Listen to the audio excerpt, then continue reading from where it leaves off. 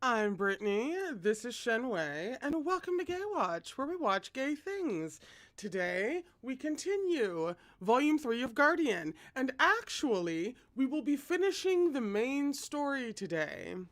As I was going to figure out all of the pages and whatnot, I noticed that there is a bonus story, or maybe just a really elaborate epilogue, or something along those lines, after the main story, and that we actually only have about 60 pages left of the main story, and then the bonus story that we'll be reading tomorrow is also about 60 pages, so it's going to take a full stream.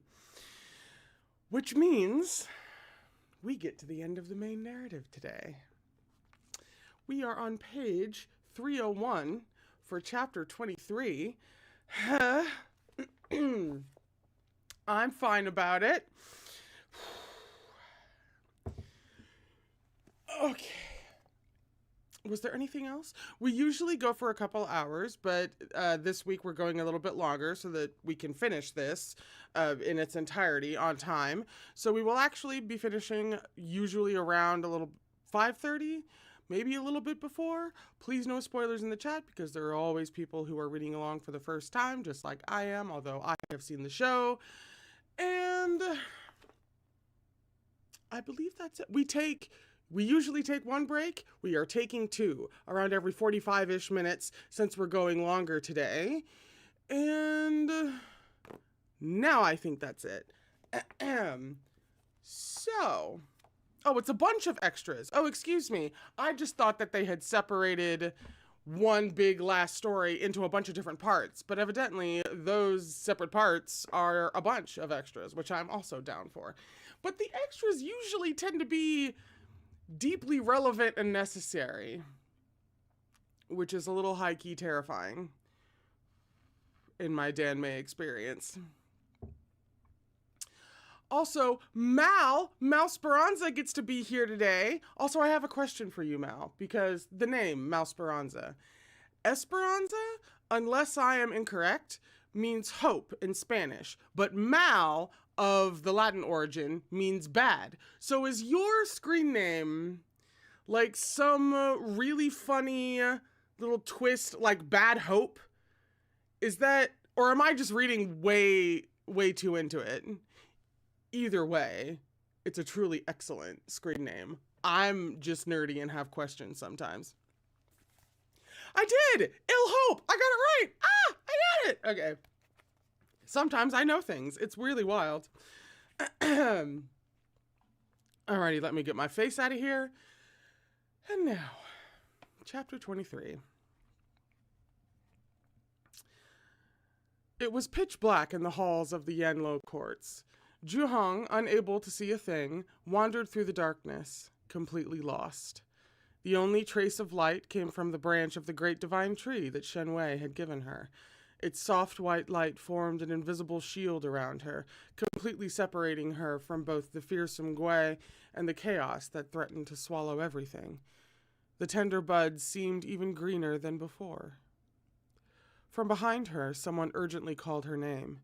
Zhuhong turned to see fourth uncle tucked into a crack in Yanlo courts, hidden carefully beneath a huge, familiar-looking scale, the Fuxia scale, one of their tribe's sacred objects. It seemed he was injured badly enough that he was no longer able to maintain his human form. A glimpse of vivid green beneath him betrayed the presence of his tail. Upon seeing her, fourth uncle addressed Zhuhong sternly. "What are you doing here? Why didn't you go with the guardian when he left? Doesn't your precious little life matter to you?" He assessed the situation outside and emerged from the crack just long enough to coil his long tail around Zhuhong and pull her back into it with him. Traces of blood lingered around his mouth. Pale with anger as he faced her, he snapped, "No other child in the whole tribe is as simple-minded as you. Don't you understand what danger is, you stupid girl? Don't you know to run?" I was worried about you," Zhuhong's voice faltered. Fourth uncle interrupted her in a chilly voice. "I don't need some little Yao who can't even transform properly to worry about me."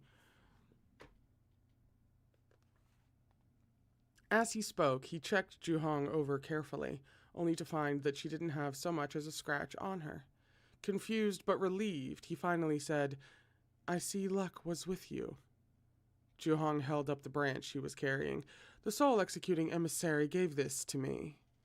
Fourth uncle froze, then took the branch and examined it. This is from the great divine tree. Why would he give such a thing to just anyone? What did he say to you? He told me to plant it somewhere nice, if both buds survived. Hearing that, fourth uncle's expression changed. That sounds as though he's leaving his last words. The great seal is on the verge of breaking, unless it already has. When Juhong only gave him a confused glance, fourth uncle rapped lightly on her head and handed the branch back. Fine, fine, dumb people have dumb luck. Stow it safely away, it would wind up saving your life. Juhong nodded at once, then made a small sound of surprise. She held the branch up in front of his face. Fourth uncle, quick, look! At the bottom of the branch, which was about 2 fingers thick, some of the dry bark had been pushed aside to reveal a spot of bright, fresh green. The branch had grown a 3rd bud. It took Shen like millennia to grow 2. Juhong's been holding it for 5 minutes. There's the 3rd one.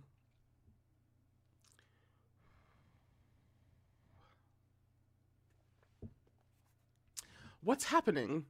Juhong gasped. Didn't Shen say that in tens of thousands of years it only ever grew 2 buds? The name Shen is not yours to speak. Fourth uncle glared at her before continuing. The divine tree atop Kunlun Mountain is as old as the heavens and earth. It's the beginning of all living things. Back when Nua borrowed a branch from the great divine tree to guard the entrance of the place of great disrespect, there was murder in her heart. So the tree she planted was dead before it could even live. I wonder if this branch sprouting a new bud out of nowhere means that someone's had a change of heart. And there's a rather rude scene break after that. Despite being in the most dangerous place, the 2 snakes were relatively safe. Go Chengcheng and Chu Shujie, on the other hand, were still clinging to life up on the bridge. Seeing Go Chengcheng's terrified expression, Chu Shujie fired his arrow without stopping to see what was behind him. The flying talisman summoned a bolt of lightning that came crashing down from the sky, piercing the gui beside Go Chengcheng. Then Chu Shujie spun around, whipping up a great curtain of rain with his arm, which was once again a bluish gray. The rainwater formed into a giant skull about 3 meters in width that nose-dived to shield him. Only then did Chu Shujie see what was behind him, the red-eyed, monstrous youth who disguised himself in human skin and been revealed as a high-level gui. The gui, had swelled in size now, having absorbed the chaos that had leaked from the cracks in the ground. There had only ever been 2 kings of the gui. One had perished by blowing himself up, while the other was hindered by Kunlun's divine tendon and Shenong's oath, becoming something that was not quite a god. The position was now vacant, and every high-level gui was frantic with the desire to claim it for their own. With the seal shattered, all the high-level gui were even more powerful than before. This one blocked Chu Shujie's giant skull with a raised arm. A pinch of his fingers shattered it back into raindrops that splashed everywhere. An immense force struck Chu Shujie in the chest, sending his scrawny body flying right off the bridge. He began to fall toward the distant ground below. Go Chengcheng didn't stop to think. With no idea where he found the courage to act, he climbed over the railing and launched himself off the bridge toward Chu Shujie as if committing suicide. The fanny pack he'd been clutching to his chest was left behind. The soul bottles of hell all rolled out, scattering over the bridge's surface. What do you mean? That was the end of the chapter. That's been like the shortest chapter in the entire series.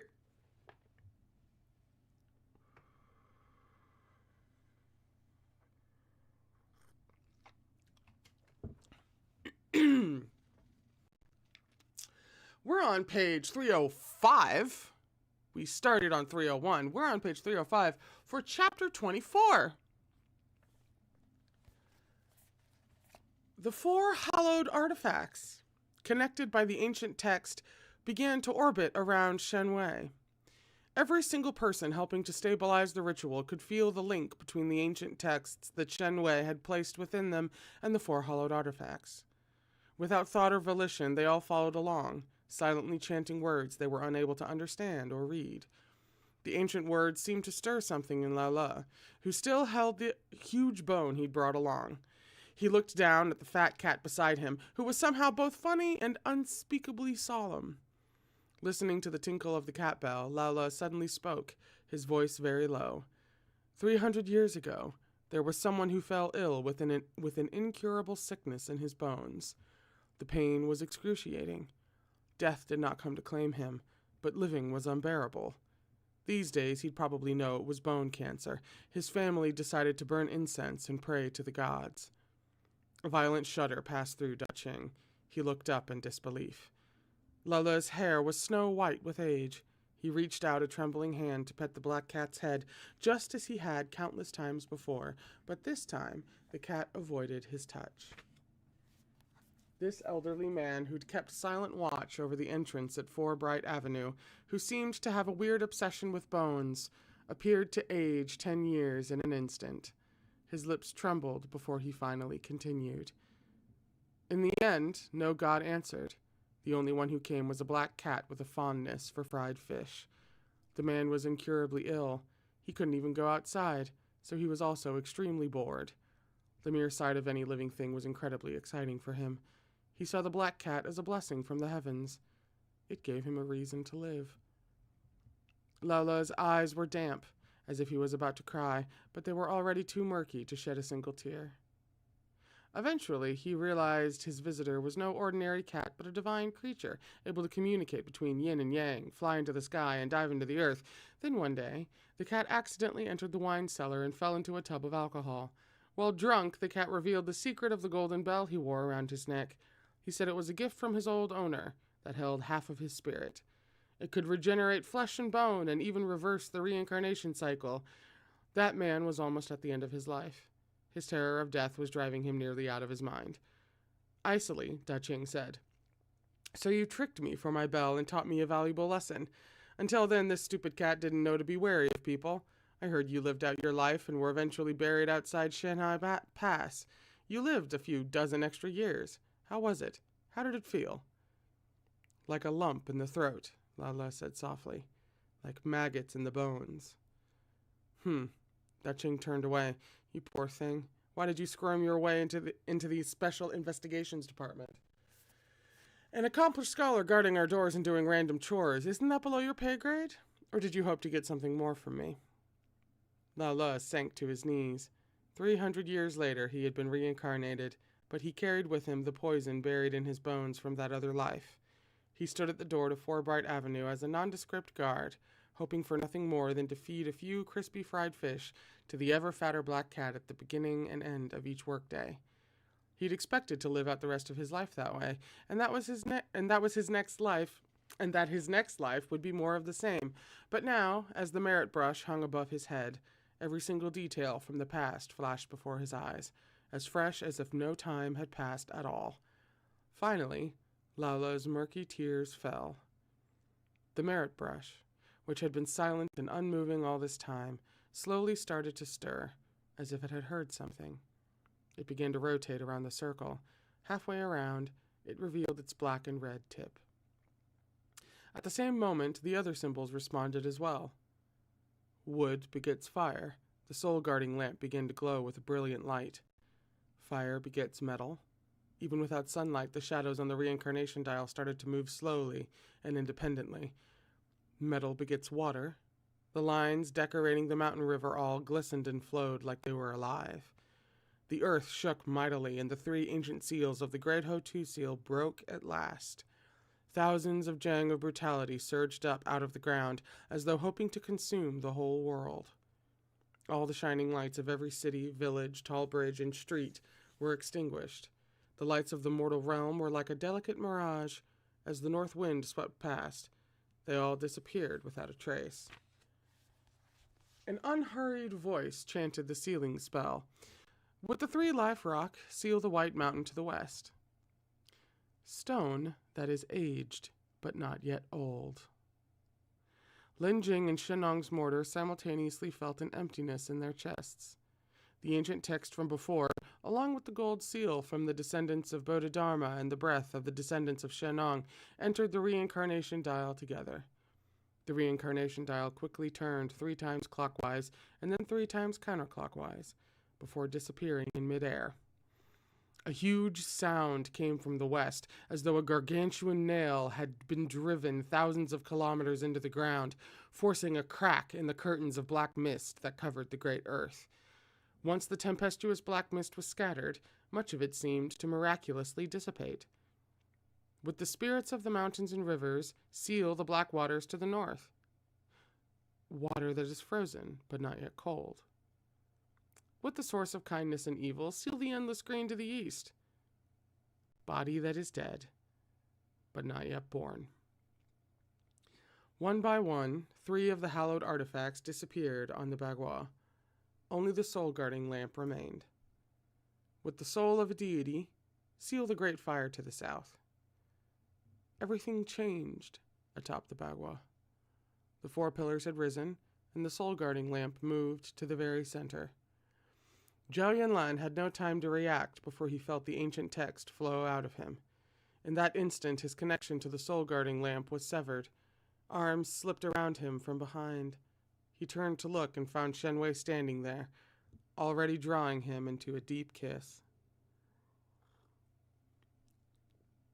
The kiss was exquisitely tender at first, gentle and lingering. It wasn't until Zhao Yanlan felt something stream out of his heart, quick as lightning, that he realized what was happening. He began to struggle for all he was worth, but Shen Wei's hands were like steel on the back of his head, impossible to escape. Zhao Yanlan's heart turned to ice. Every moment between them, the day he'd met Shen Wei, all that time spent getting to know him, everything, right to this very moment, flared before his eyes like light reflected on water. It was the sensation of his own memories being mercilessly wiped away, one by one. Shen Wei's entire body burst into flames. As his long hair and robes ignited, he finally released his hold on Zhao Yanlan, who now lay unconscious. Shen Wei pushed him away through the air, and he landed in the arms of Shenong's mortar, who stared at Shen Wei in shock from a distance. Shen Wei took one final deep look at Zhao Yanlan. Then the fire engulfed him utterly, and he vanished. In the end, he himself pushed away the one he had struggled so hard to hold. It was he who broke their oath to die together, after all his meticulous scheming to extract that promise. If one doesn't die, doesn't perish, then one cannot become a god. He had truly been born a fool. Only now, as his road came to its end, in this moment between life and death, did understanding arrive like a bolt of lightning. Somehow, in that instant, peace flooded Shen Wei's heart. At last, he felt worthy of the one he loved. It was a shame that he would never see him again.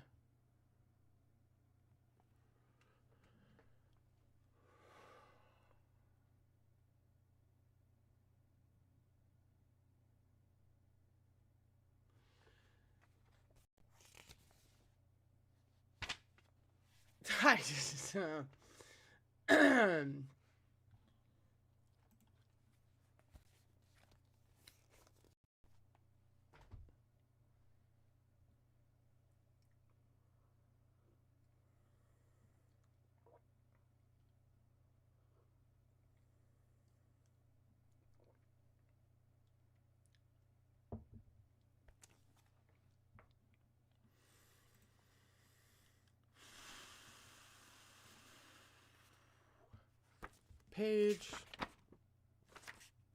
311, Chapter 25.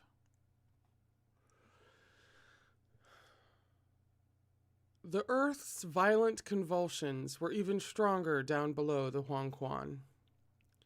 Fourth uncle kept Zhuhong close, shielding her. His iron-hard scales flickered in and out of view beneath his skin as he protected her from the debris falling around them. After a while, things finally calmed down underground. The heavy black mist, too thick for anyone to hope to find their way through, slowly and miraculously started to dissipate.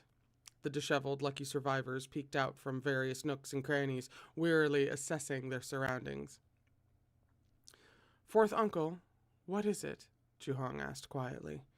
Shushing her, fourth uncle cautiously extended his senses outward, only to hear her make a sudden sound of surprise. Turning back, fourth uncle saw the branch of the great divine tree with its 3 tiny buds float slowly out of her hand. As it moved away, Juhong immediately began to follow it. Fourth uncle pulled her back. Wait, what are you doing?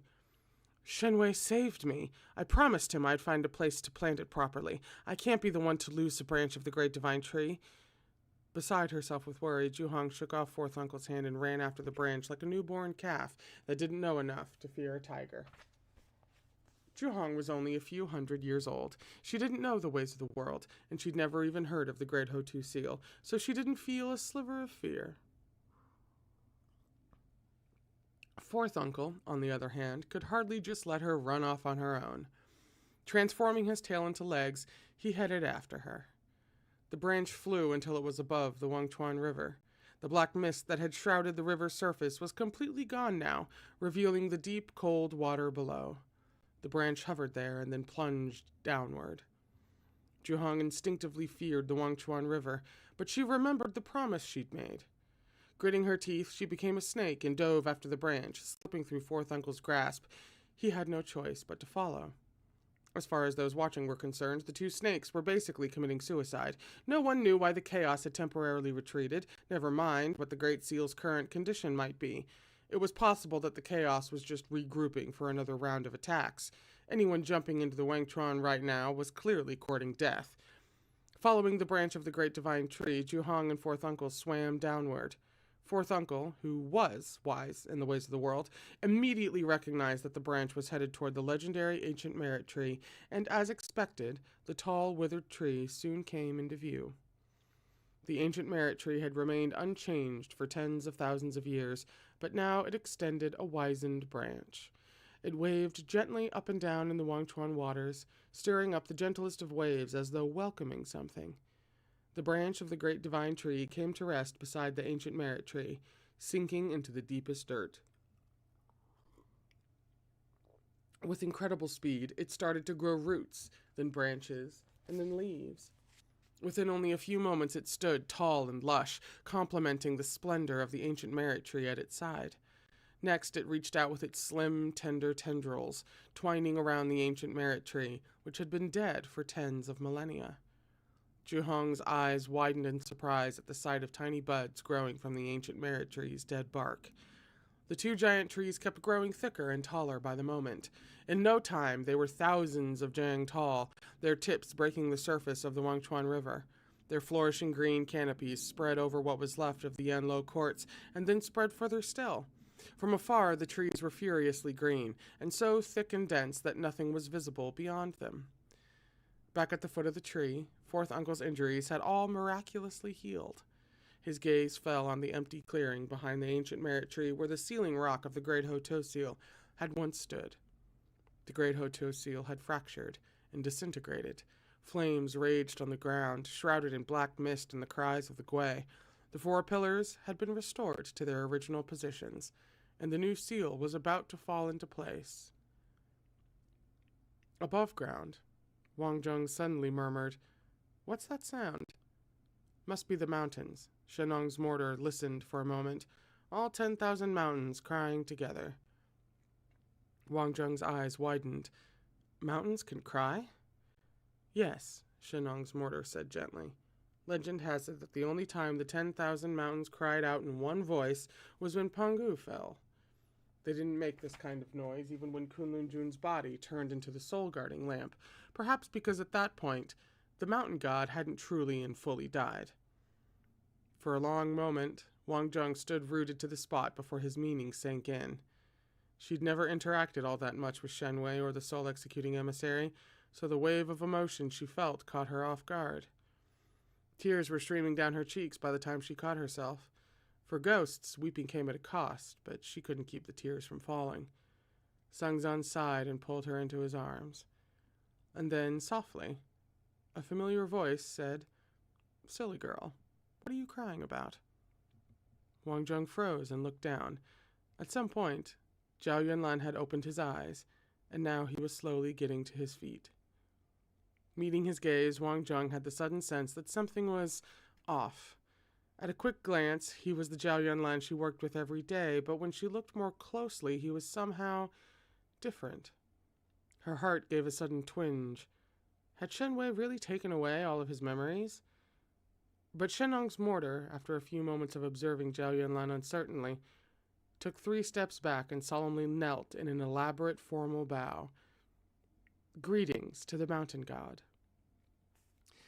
Zhao Yunlan, or rather, Kunlun Jun, folded his hands behind his back at first, but then gave him a casual wave. There was a swirl of light before Wang Zheng's eyes. The man, who had just been wearing a rumpled trench coat, was suddenly in a long green robe instead, exactly like the ephemeral figure who had once walked the great wild thousands of years ago. Back when my master forcefully suppressed the mountain god's primordial spirit and sent you to the reincarnation cycle, he and the Lord Emissary agreed that the emissary would live and die with the Great Seal, said Shenong's mortar. Now another calamitous trial has come upon the mortal realm. The Great Hoto seal has been broken, and the soul-executing emissary has sacrificed himself for the seal. All actions and consequences have fallen into place. The blazing flames settled into a gentler orange that reflected warmly in Kunlun Jun's eyes. After a moment of silence, he quietly said, I know. The emissary became a god as a king of the Gui, continued the mortar. He got what he wished for, and in the end erased your... Enough. Kunlun Jun didn't so much as look back. I know all that, too. Shenong's mortar lowered his head respectfully. When my master left this world, he tasked me with watching over the vow between him and the emissary. Now that the mountain god has returned, this humble god has fulfilled his duties and can depart. Kunlun Jun remained silent. He spread his hands, in which lay the scale Nua had left behind. It had once contained a small cycle of 11 years. Shenong, what exactly did you want to tell me? A faint noise from below startled everyone as if they were birds spooked by the sound of a bow. But it was only the ground underfoot stirring as a giant tree burst forth, bountifully crowned with lush green leaves. The leaves dripped with dew that seemed to have come from another world. As the dewdrops fell, the cracks left by the breaking of the great seal slowly started to close over. What was eternal? Why did good and evil, right and wrong, have to exist at all? What was life? And what was death? Kunlun Jun reached out, happening to catch a leaf falling from one of the branches. Abruptly, he said, Was it you who sent Go Cheng Chung to the SID? Still with the utmost respect, Shenong's mortar said, Yes. When my master was alive, he tasked me with finding someone whose third eye wasn't open, yet who could see through to the truth. Someone quiet and unassuming, but blessed with great heaven-given merits. I see, Kunlun Jun said, quiet as a sigh. I understand now. Thank you. In that instant, Nua's scale turned to dust in his palm. Unable to restrain himself any longer, Da Qing asked, What exactly is going on? Kunlun Jun took 2 steps forward, then sat cross-legged beneath the soul-guarding lamp. Stroking the black cat's head, he said, Don't worry. The lamp is still lit. Then, like an ancient statue of a god that had been silent for millennia, he shut his eyes as if meditating. Behind him, a pea-sized flame danced within the huge, soul-guarding lamp.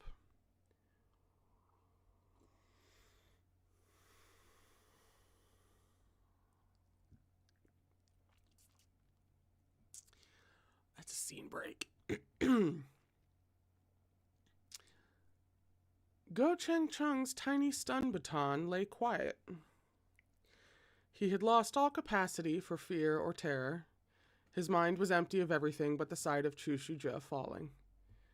He made a desperate grab and caught Chu Shujia's arm in both hands. Eyes squinched closed, he listened to the roar of the mountain wind whipping past. But at that moment, Go Cheng Chung realized with a start that he was no longer falling. He immediately opened his eyes and saw that, because he'd knocked over the little fanny pack that Chushuja had given him, the soul bottles had tumbled out. When they'd knocked against the railings, their covers had all shattered. The souls he'd collected came pouring out all at once. They didn't take human form. Instead, they were clusters of brilliant light. 7 or 8 souls, including the girl from the bridge, came together and formed a huge net that stretched down from the bridge. It caught them both, just barely. Shocked, Chushuja grabbed hold of Go Cheng Chung and leaped back up to the bridge, pushing off from the net. His foot brushed the railing as he leaped again and landed at the end of the bridge. He looked back at the net of souls, complex emotions passing over his face. "Thank you," he said. His voice was very low, and the words felt strange and unfamiliar in his mouth. Next, after tossing Go Cheng Chung into the cave behind him, he flung 12 talismans all at once. They hurtled toward the red-eyed Gui, and divine thunder heeded the call, transforming the bridge into a high-voltage power grid. The net of souls changed shape again, becoming a stream of lights that flew in a circle around Go Cheng Chung. A pale orange glow, like the gentlest flame, suddenly enveloped the unassuming Go Cheng Chung. The souls around him seemed to sense something. They couldn't help but draw closer. Something like a voice stirred in Go Cheng Chung's head, and words came spilling out of his mouth.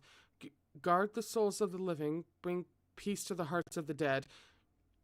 From somewhere distant, a ray of light pierced all the darkness in the mortal realm. Weak at first, it gradually began to spread, covering the entire earth as though it had caught fire. With a shriek, the red-eyed Gui covered its eyes. It stumbled back several steps before it twisted and shriveled, melting to nothing under that brilliant light. Chushuja turned to look at Go Cheng Chung. For a moment, he had the feeling that Go Cheng Chung himself had become a flame, miraculously flickering in perfect time with the fire covering the earth. Somewhat apprehensive, the Corpse King strode over to him. When he cautiously tried to reach into the flames surrounding Go Cheng Chung, he felt only a peculiar warmth rather than scorching heat. Unable to see the flames, Go Cheng Chung kept chanting along with the voice in his heart. The second half flowed from his lips, atone for crimes done in life and complete the unfinished cycle. His voice overlapped with something within the vast earth, creating an unending resonance and echo. Chushuja, sensing something, looked up to see all the souls they hadn't found in the resort the previous night float up the mountain. One by one, they stopped before Go Cheng Chung. Go Cheng Chung's notebook contained detailed descriptions of all the missing people in their families' words. Lining up, each soul found their own page. Some took up the pen and added to so-and-so on their page. Others, laying eyes on their own names in that lopsided, childish writing, smiled peacefully, as though they had finally let go. In the end, one at a time, they vanished into thin air and became countless points of light that flew skyward. A sound like spring thunder rumbled in the distance. Where the sky had been covered in dark clouds, a tiny glimpse of white shone through. To the south, 2 vast trees burst up out of the ground. They towered over houses, then over skyscrapers, eventually dwarfing even mountains as they reached up into the sky. Finally, one of the souls that had gathered around Go Cheng Chung remained. Touching down on the ground, it assumed the likeness of Feng Dawei, the delivery driver. "Guh," he called out to Chushuja and Go Cheng Chung with excitement. "Thank you, guys. There really is a next life. I believe it now. Next time I'm reborn, I want to be my parents' son again and my brother's brother. I want to live a good life and do lots of wonderful things to make up for this life." With every word, Feng Dawei became more and more transparent. Finally, he splintered into shards of light and floated off into the endless reincarnation cycle. The light building on Go Cheng Chung had become blinding in its radiance. Now it suddenly broke away from him, soaring off like a meteor. That's another really rude scene break.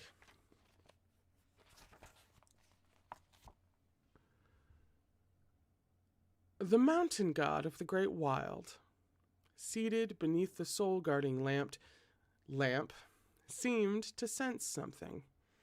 His eyes snapped open as a ball of fire, bright as the morning sun, flew into the lamp. The flame within, which had only been the size of a pea, flared and shot up, now hundreds of meters tall. Kunlun Jun got to his feet and pressed his hands against the soul-guarding lamp. They glowed orange in the firelight. With his back to everyone, he stared into the flame. A trace of apprehension and anticipation flickered across his impassive face. Gradually, a figure took shape in the flames and tumbled out into Kunlun Jun's embrace. He wasn't heavy, but catching him seemed to take all of Kunlun Jun's strength, causing the mountain god to stumble. He and the person in his arms fell to the ground. "Shen la she!" Lin Jing yelped quietly, shocked. The calm facade of Kunlun Jun had worked so hard to maintain, finally cracked. He held Shen Wei so tightly that his knuckles whitened. Shen Wei began coughing as if he were choking. He reflexively angled his head to the side, leaning against Kunlun Jun. In the wake of soft exhalation, tiny flames blazed at his brow and both shoulders, then disappeared into his body. Was that soul fire? But how could the Chaos King of the Gui have soul fire? Asked Shenong's mortar, baffled. Has a soulless being of great evil truly gained 3 ethereal and 7 corporeal souls somehow? Could a Gui have a soul? The King of the Gui has become a god, and thus the Gui now have souls. Kunlun Jun pressed a soft kiss to Shen Wei's brow. Shenong's wish has finally come true. Thousands of years after his death, he has finally completed the true reincarnation cycle he always wanted. How can that be possible? Shenong's mortar said in disbelief. Didn't the emissary sacrifice himself to the soul-guarding lamp? Shen Wei's right hand was clenched tight, as though holding on to something. Kunlun Jun, sensing something familiar, gently took hold of his fist. Slowly, Shen Wei's fingers relaxed. A golden calming charm flew up from his palm, hovering before Kunlun Jun's eyes. A sudden smile of recognition broke across Kunlun Jun's face. He had personally drawn that charm on the back of Shen Wei's hand when they'd first met in this life.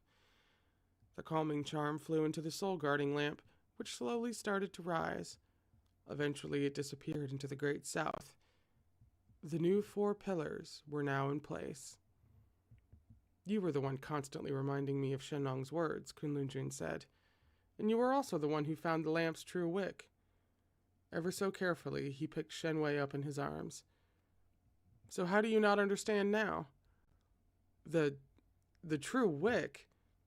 That kid, Go Cheng Chung. He's the wick reincarnated. Kunlun Jun's voice was very low.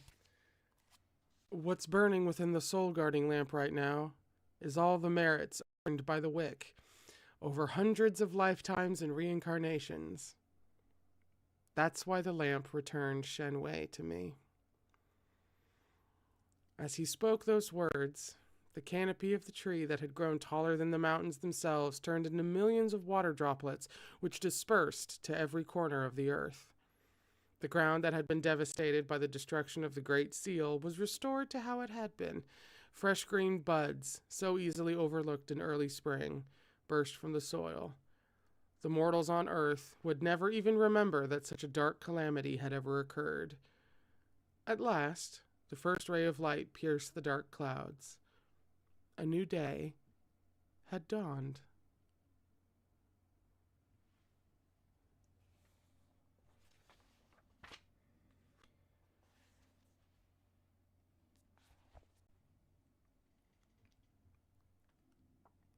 There's an epilogue.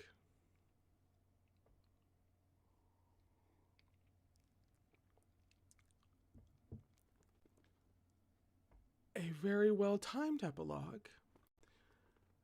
Because right about now is when we should be going to the first break.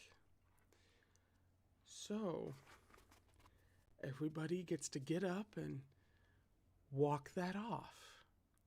I might just go cry into my tea before I reheat it. I shall return in a few minutes for the epilogue.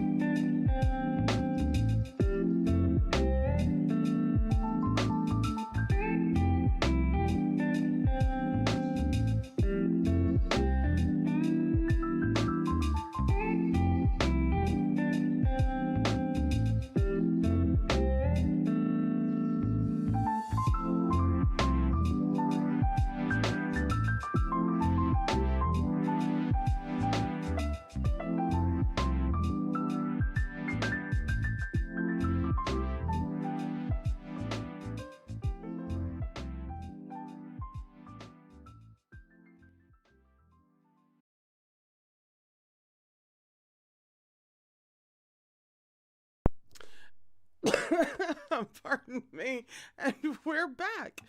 I haven't coughed all day, but I chose now because I figured that would be a real professional way to come back into the stream.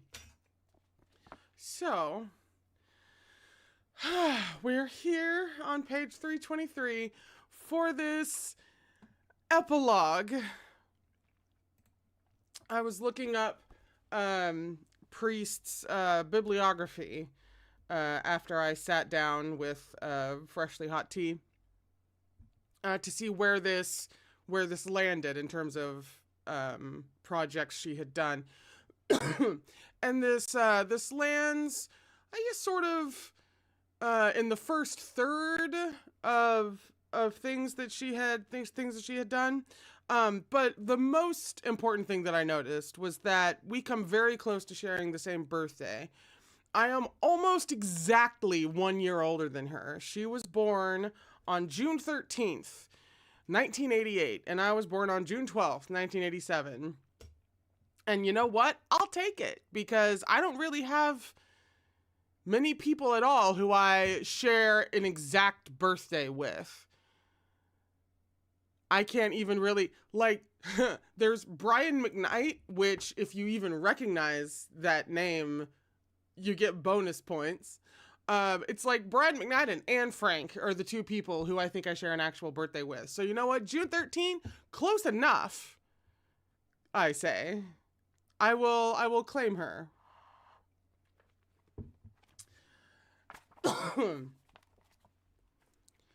The epilogue has me deeply concerned. Also, I saw that Janae was in here. Hello, Janae. Everybody say hello to Janae. Go follow Janae. Go subscribe to Janae. You know the deal.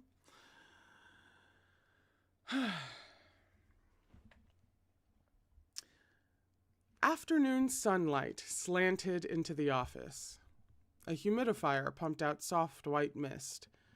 The couch for visitors was occupied by a coat that had been flung there haphazardly and was now wrinkled. Not that its owner cared. The room's silence was broken only by the clacking of a keyboard. Zhao Yunlan was busy trying to edit a report, but the more he read, the more tightly his brows knit together. After a while, he picked up the intercom to the criminal investigation unit across the hall. The swearing started as soon as he opened his mouth. "Lin Jing, what's this bullshit you wrote? Get the fuck over here now."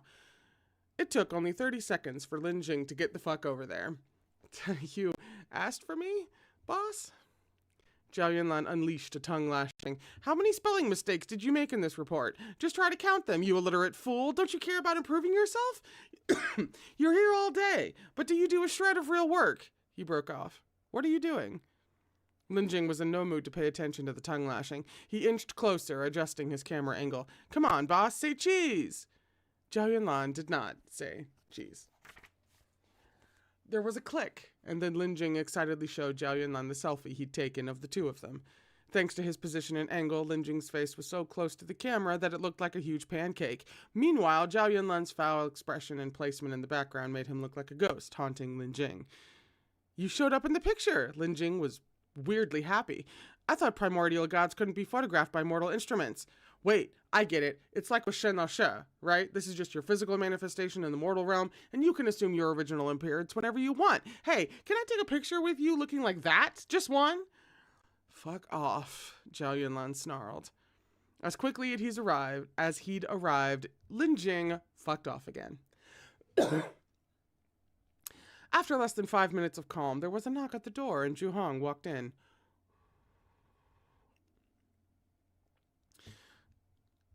I glance away to blow on my tea, and I lose my spot. That's impressive, even for me.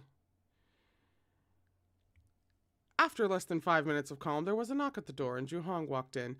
"Director Chow, I'd like to withdraw my letter of resignation." Zhao Yunlan pointed toward his paper shredder with his chin. "Already done." "Oh." There was a pause before Zhu Hong said, as though looking for something to talk about. "Then I need to take a day off tomorrow. It's the 15th of the lunar month." "Got it." Zhao Yunlan didn't even look up. "Focus more on your cultivation from now on." When she didn't take the hint and leave, he finally spared her a glance. "Anything else?" "There's something I can't help wondering about." Zhu Hong leaned forward, lowering her voice.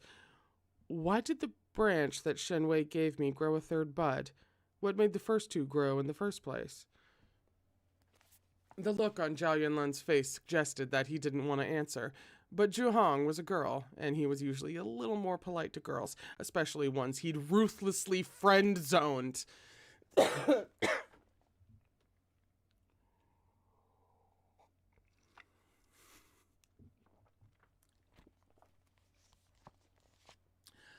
The first bud sprouted when he swore that oath with Shenong. The second one grew when he upheld his oath, and the third one was when he decided to... Zhao Yunlan stopped. A shadow crossed his face. The reincarnation cycle couldn't be created in the place of great disrespect because the Gui didn't have souls. The 3 buds on the branch of the great divine tree reflected the fact that the king of the Gui had gained 3 ethereal souls. Since the king of the Gui is connected to the reincarnation cycle, chaos is no longer just lifeless doom. As a result, the Gui, who devoured anything and everything, have also disappeared. Understand? Zhu Hong thought about it. That seems very profound. Where did the Gui go, though? The Gui are a physical manifestation of chaos, Zhao Yunlan replied. They're gone, but they're also everywhere. Everywhere like the ever-burning soul-guarding lamp? Then what about you? Zhu Hong asked. Will you go back to Kunlun Mountain? Does the soul-guarding order still exist? I'm not going back. Zhao Yunlan copied a document onto his portable hard drive, then threw the drive to Zhu Hong. Put the official government header on that for me and add the department stamp. Kunlun Mountain doesn't have the right conditions for cultivating the land and planting trees. So it's not like... I kept my eye on it and everything. So it's not like I can open a bed and breakfast there. What would be the point in going back? So I could spend my days with a bunch of dumbasses worshipping me? No way. Zhu Hong caught the hard drive. This all still feels a bit like a dream. Oh? I had a crush on Kunlun Jun. I sure know how to pick 'em.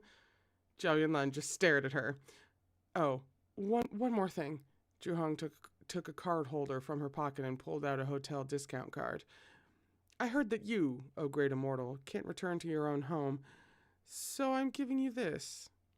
It gets you 40% off so you can stop spending all your pay to put a roof over your head.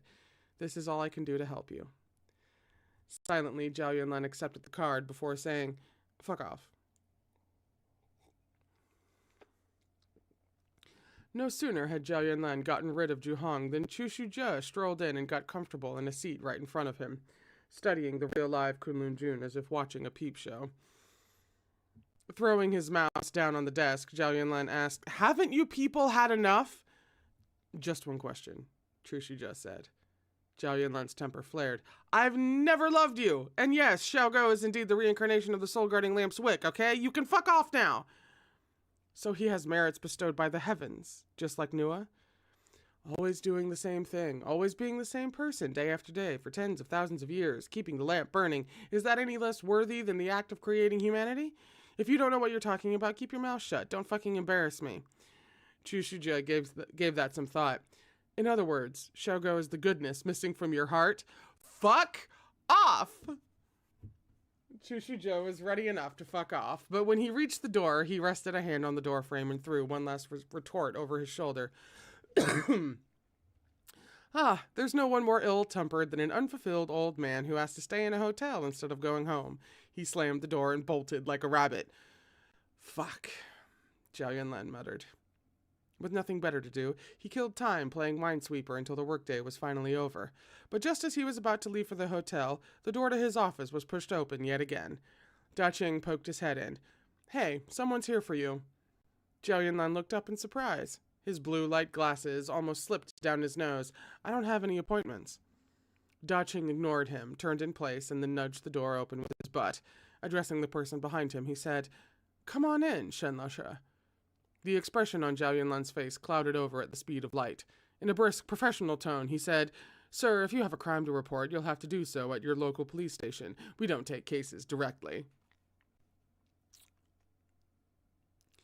It looked as if Shen Wei had come straight from teaching. His hands were still full of lesson plans. Pardon me. I don't know why everything's catching in my chest now of all times. Excuse me, who are you? Don't call me that. I don't know you, Zhao Yunlan said, cutting him off. Sorry, sir, I hit my head 2 days ago. I've got amnesia, and my thinking is still a little fuzzy. I'm in no shape to accept guests for a while. Please close the door for me on your way out. Thanks. After the soul-guarding lamp spat him out, Shen Wei had been comatose for an entire week. That whole time, Zhao Yunlan had stayed by his side, not even stepping away long enough to change clothes. But the moment Shen Wei woke up, Zhao Yunlan had immediately begun acting as though they were complete strangers, to the point of running away from home to avoid him.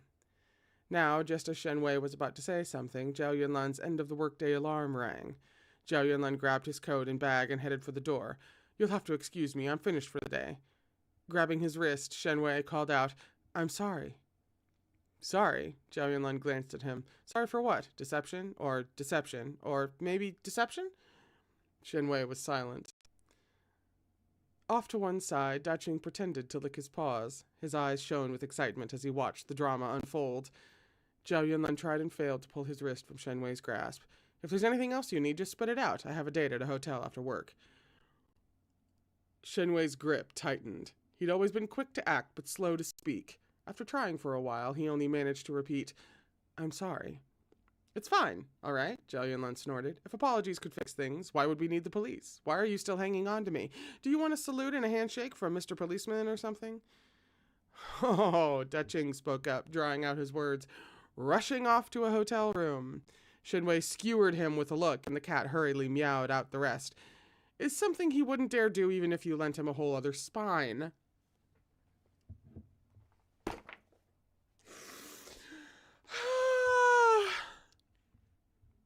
Zhao Yunlan kept his mouth shut.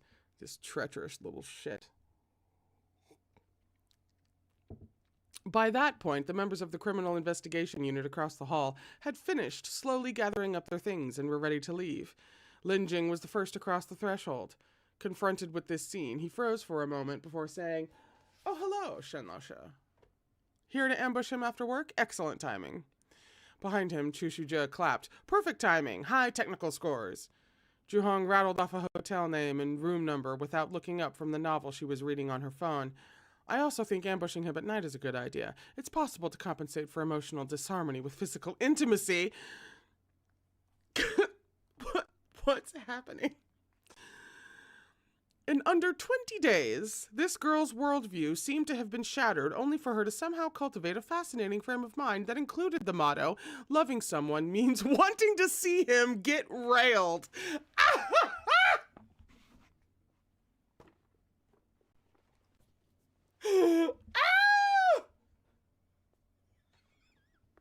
No. No, an icon, a legend, a lifestyle. Oh my God. You know you have healed from a crush.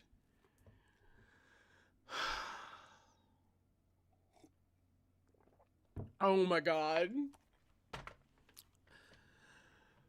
Go Cheng Chung was the last to come out. In more ways than one, I'm hoping. Locking the door, he politely said, Hello, Shen Laoshe. Then, somewhat out of character, he continued despite not knowing the situation. Don't be mad anymore, Director Zhao. When Shen Laoshe was still injured, you were worried out of your mind, right? You didn't even leave his bedside to rest. All of his seniors looked back at him. As he gazed at them in confusion, they gave him a collective thumbs up. The utterly bewildered Go Cheng Chung was unaware that he had offended his boss and was now facing an entire year of workplace bullying. Zhao Yunlan still said nothing. These treacherous little shits. In the blink of an eye, everyone dispersed.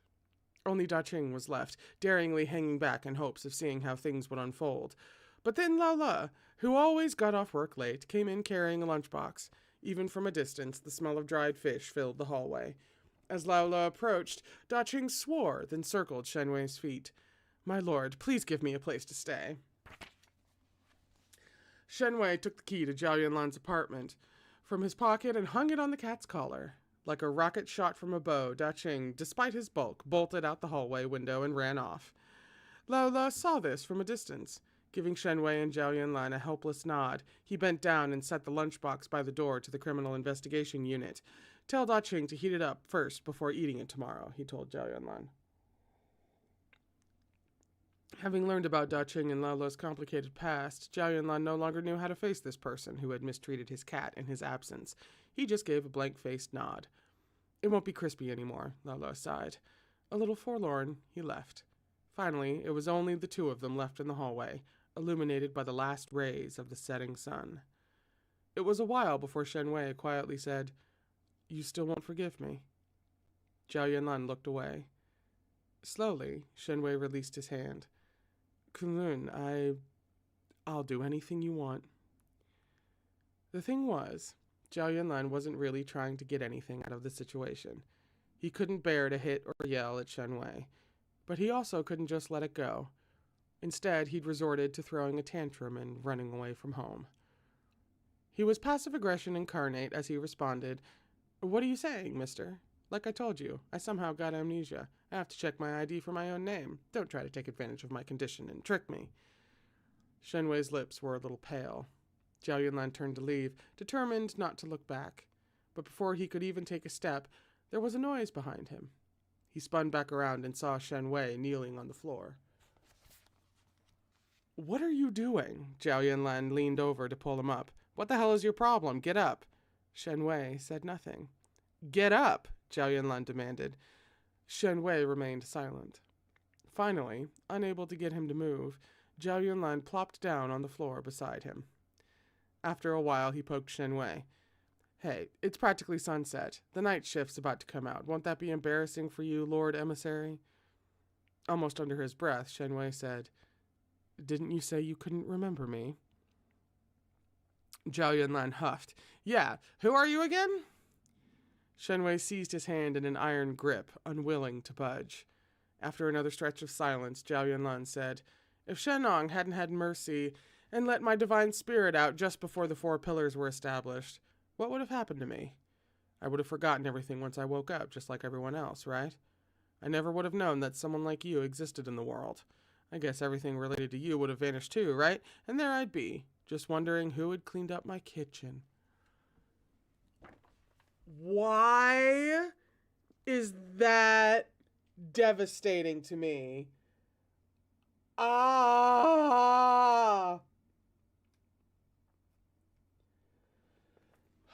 Oh, she really brought that back around. Oh, oh, oh. That was rude. Ooh. Shen Wei carefully glanced at him. Zhao Yunlan sighed. "Shen Wei, all I really want to ask is this. How cruel is that heart of yours?" Tentatively, Shen Wei reached out. When Zhao Yunlan didn't pull away, he inched closer, putting his arms around him. Millions of explanations seemed to come to mind, but he couldn't bring himself to voice any of them. He didn't want to mention them at all. Lips by Zhao Yunlan's ear, he said for the 3rd time, "I'm sorry. It was wrong of me." It was as though, no matter how much pain Shen Wei was in, he felt no need to say a word about it, and could accept the blame regardless of what the truth was. The scrap of fury lingering in Zhao Yunlan's heart guttered and died. Nothing of it remained, not even ash. His heart just felt a little sore. Still wrapped in Shen Wei's arms, Zhao Yunlan helped him up. They walked outside, guided by the setting sun. Shen Wei followed Zhao Yunlan. In a quiet voice filled with hope, he asked, "Going home?" "Hotel," Zhao Yunlan answered. The light left Shen Wei's eyes as he stopped dead in his tracks. Zhao Yunlan sighed, then said a bit harshly, "I already paid for the room. Can't I stay another night?" Completely lost, Shen Wei blinked and stared at him. "Besides," Zhao Yunlan finished, "I didn't say you couldn't come with me."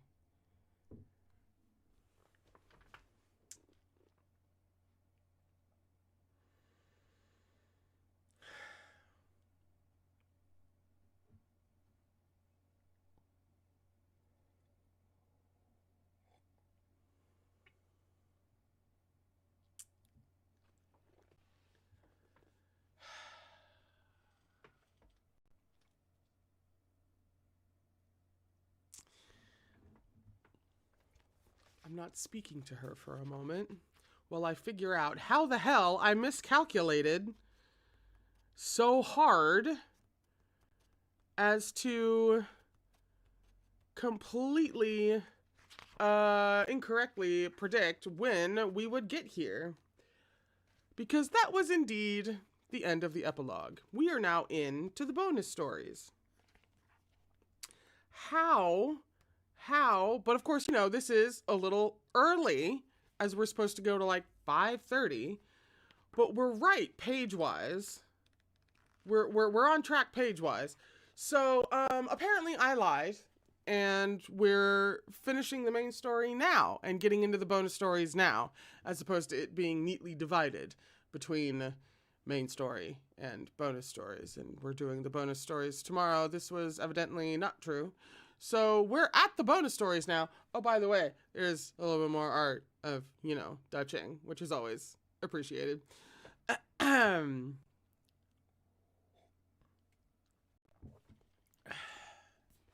This woman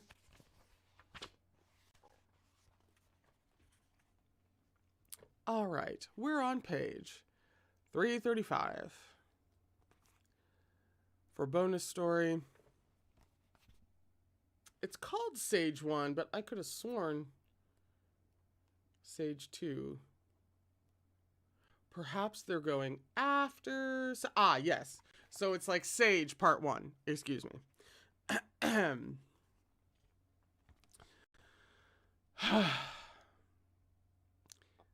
A case from a southern city landed in the SID's lap. Someone down there was keeping a ghoul as a pet, resulting in negative societal repercussions. Chu Shuja took Go Cheng Chung on a business trip there, and the two of them were gone for over a month before they finally managed to resolve the issue. Okay. Despite how long Go Cheng Chung had been working at the SID, there'd been no notable improvement in his abilities. His colleagues sometimes wondered if he and Xiaoma, the newest member of the team, new member of the team? I don't remember this in the show at all, had been born in the same litter, Xiaoma being a year-old Samoya puppy. No! You can't also give me a dog!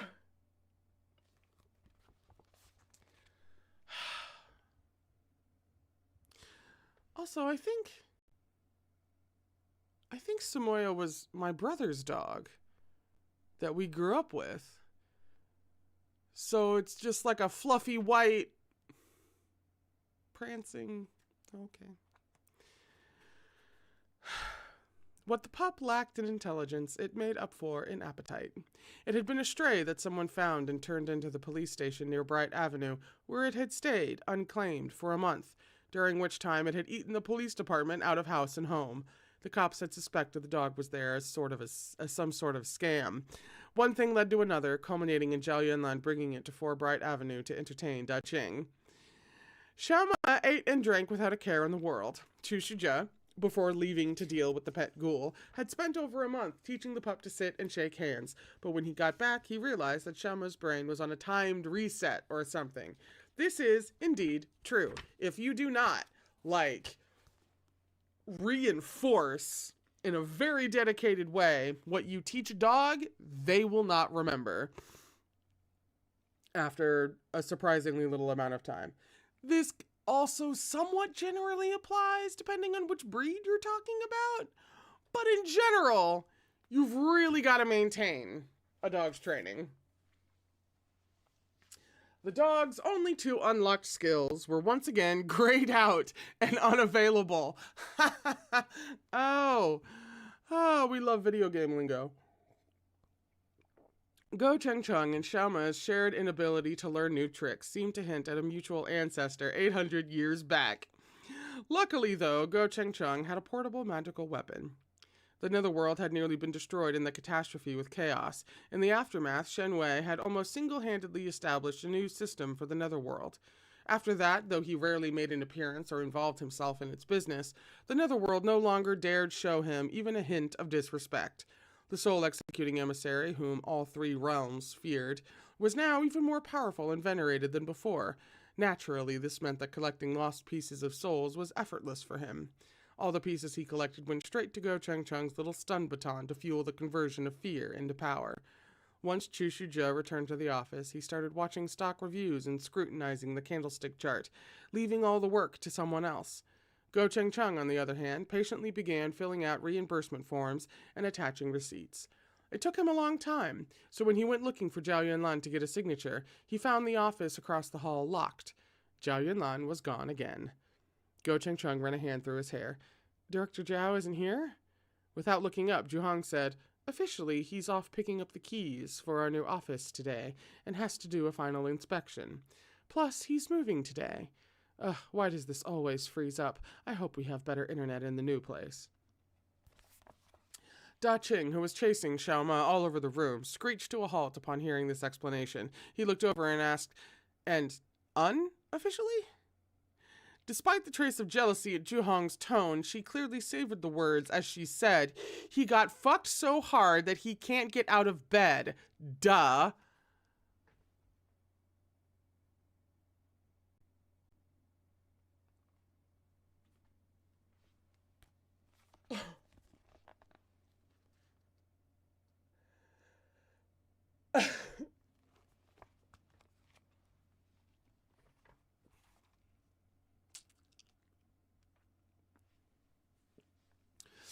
I think I have a new role model. Shock made Go Cheng Chung tremble and miss his chair when he tried to sit. He nearly fell on his ass as it rolled away. Zhu gave him a bombastic side-eye. Our boss is that fucking gay. What's there to be shocked about?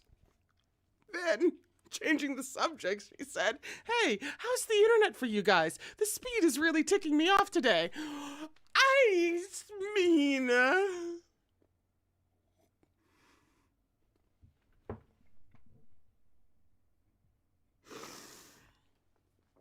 Oh.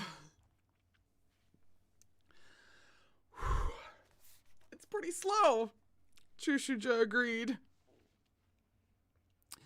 Lin Jing, whose game was sucking up all the bandwidth, kept his mouth shut and tried not to draw attention to himself, but it didn't take long before Zhu figured it out and gave him a good smack. As punishment, Lin Jing's computer was disconnected from the internet. His only option was to choose from among the offline games on his computer, like Plants vs. Zombies, which earned him another smack, this time from Chushu Zhe. Head down on his table, Lin Jing sobbed, I can't keep living like this. You're just too idle. Xiaogo, stop writing that report. He's got nothing to do, so give it to him. Go Cheng Chung looked at the teary-eyed Lin Jing with a good-natured chuckle. It's okay. I'll do it. Lin Jing flopped on the table and stole a glance at Go Cheng Chung. A bit of time passed, and then he glanced at Go Cheng Chung again. Go Cheng Chung was quietly typing away. He was a slow but meticulous worker, so he looked extraordinarily calm. Unable to help himself, Lin Jing stood up and reached across the desk to pluck a strand of hair from Go Cheng Chung's head. Hi-yo! Go Cheng Chung yelped, looking lost. I'm doing an experiment, Lin Jing laughed. His hair smells exactly like sheep's wool when it's burned, Chushu just said, not even looking over. There's nothing different about it. It's just part of his meat sack. He gets one every time he reincarnates, so why would it be special? Shallow. How do you know what it smells like? Lin Jing said. Did you already try burning it? Chushu just silenced, said it all. That was my first thought. I was like, and how do you know this? Actually, I still don't get it. Lin Jing fiddled with the stolen strand. How could such a fine young man be? He sighed. Xiaogo, do you feel there's anything unique about you? Something different from everyone else? Everyone was too afraid of disturbing Go Cheng Chung's peaceful state of mind to dare mention the soul-guarding lamp in front of him. Go Cheng Chung, of course, wasn't sure what they were talking about. Confused, he said, does being a little slower than everyone else count? But, Lin Jing paused. Go Cheng Chung was the wick of the soul-guarding lamp. Kun Lin Jun had personally confirmed it.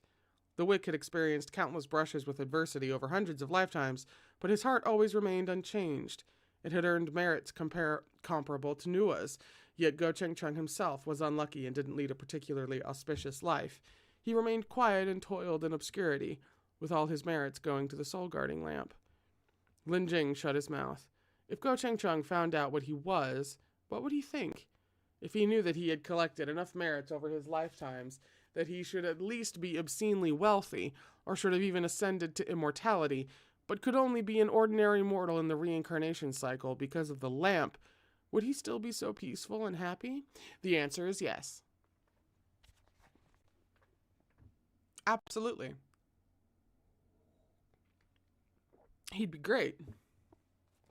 He'd be like, oh my God, all of my good deeds are going to fueling the soul guarding lamp that helps keep the 4 pillars in place and keeps chaos at bay. My good does more good? He'd be overjoyed. Are you kidding? He's the best boy. What's hard to understand?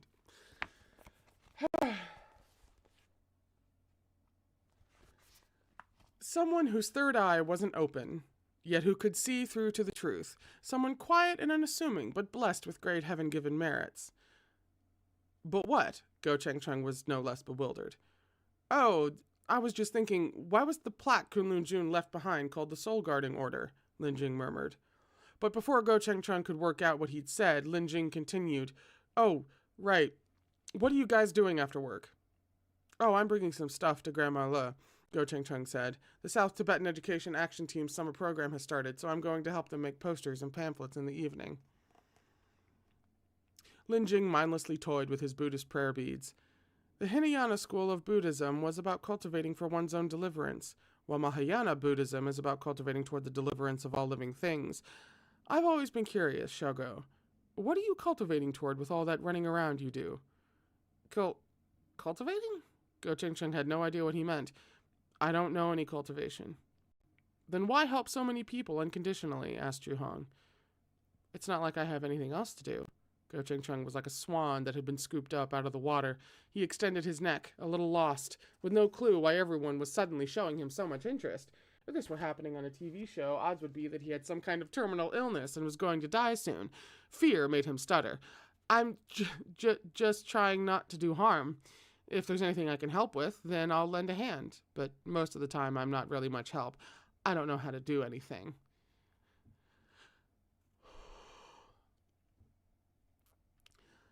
I just remembered a quote. Chu Shuzhe had been silent for a while, but now he spoke up. I saw it on a mural in an ancient tomb. There's no knowing how old it was, but it said, filth resides in human hearts.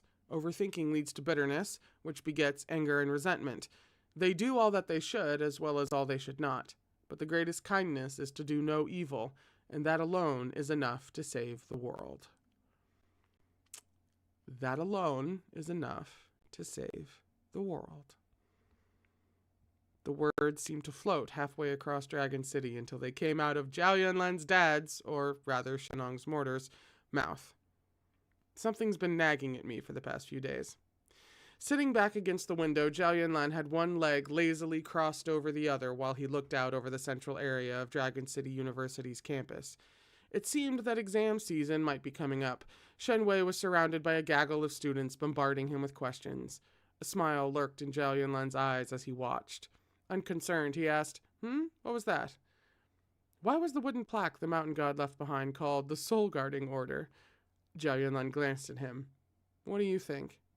Shenong's mortar thought about it, and then, carefully considering his words, he said, I've heard it said that there are 2 kinds of people unafraid of death. The first is someone with a great obsession who walked on a path with no resentment or regrets. The other is someone who knows what lies on the other side of death. The soul-guarding lamp burned steadily over these past 5,000 years. Now the old reincarnation cycle has broken and the new reincarnation cycle has been completed, aided by the King of the Gui's soul and the merits of the soul-guarding lamp's wick. I wonder, was all of this the result of a colossal gamble by the great sages of old? Zhao Yunlan's lips quirked up, showing off his dimples. If we'd had that kind of ability, why would we have died one by one? Shenong asked you to keep an eye on the soul-executing emissary, and somehow you wound up becoming a conspiracy theorist instead? Even more confused now, Shenong's mortar asked, Then why did the mountain god leave behind the soul-guarding lamp in order? Why did my master release the mountain god's memories and powers at that precise moment? The instant Shen Wei decided to erase my memories, his oath to Shenong was fulfilled. Zhao Yunlan poured himself a cup of tea.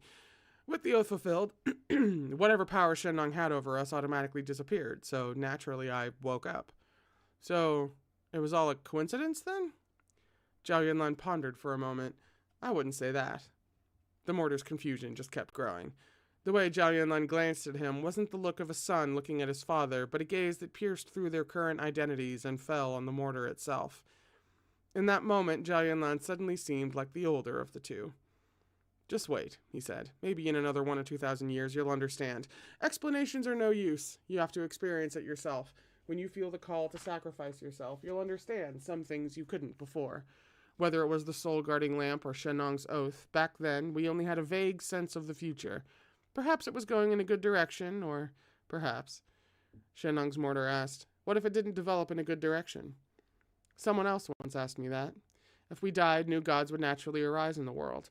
If we could serve as an example for them, our deaths wouldn't have been for nothing. The sound of familiar footsteps on the stairs told Zhao Yunlan that Shen Wei was approaching. Grabbing his trench coat from the back of the chair, he draped it over one arm and straightened up. He shot another glance at the mortar. Aren't you one of the new gods yourself? The mortar sat stock still, but Shen Wei had already reached them. He gave the mortar a chilly but polite nod, then turned to Zhao Yunlan, expression immediately softening. Are we leaving now? Have you two finished talking? Zhao Yunlan answered. To Shenong's mortar, he said, drive carefully on the way back. Don't let my dad notice anything. Take care of his body. Shenong's mortar stood up. With great respect, he said, thank you for your wisdom, mountain god. In truth, I came to say goodbye today. Having carried out my mission, it would be inappropriate to continue occupying a mortal's body. Zhao Yunlan was taken aback. When are you leaving? Today, the mortar said, after taking Mr. Zhao back now. All right, then. Zhao Yunlan thought about it, then gave him a casual wave. Take care. If you ever need anything, come find me. Shen Wei and Zhao Yunlan went downstairs together, while Shenong's mortar stood at the window. Together they ambled through campus toward the neighborhood across the street, as if taking a leisurely afternoon stroll. Even further in the distance, in the green areas of the neighborhood, flowers on the large condo terraces quietly burst into bloom wherever they passed by. It struck the mortar, then, that spring had already arrived. That was the first part of Sage. We're going to take... actually... It's still a little bit early for the second break. Let me see how long part 2 of Sage is. Hang on. I believe by the time we finish Sage, because there's only 2 parts, by the time we finish Sage, will be a good time for the last break. So, we're on page 345 for Sage 2. The Special Investigations Department relocated from 4 Bright Avenue to 9 University Road, which was only 1 block away from Dragon City University.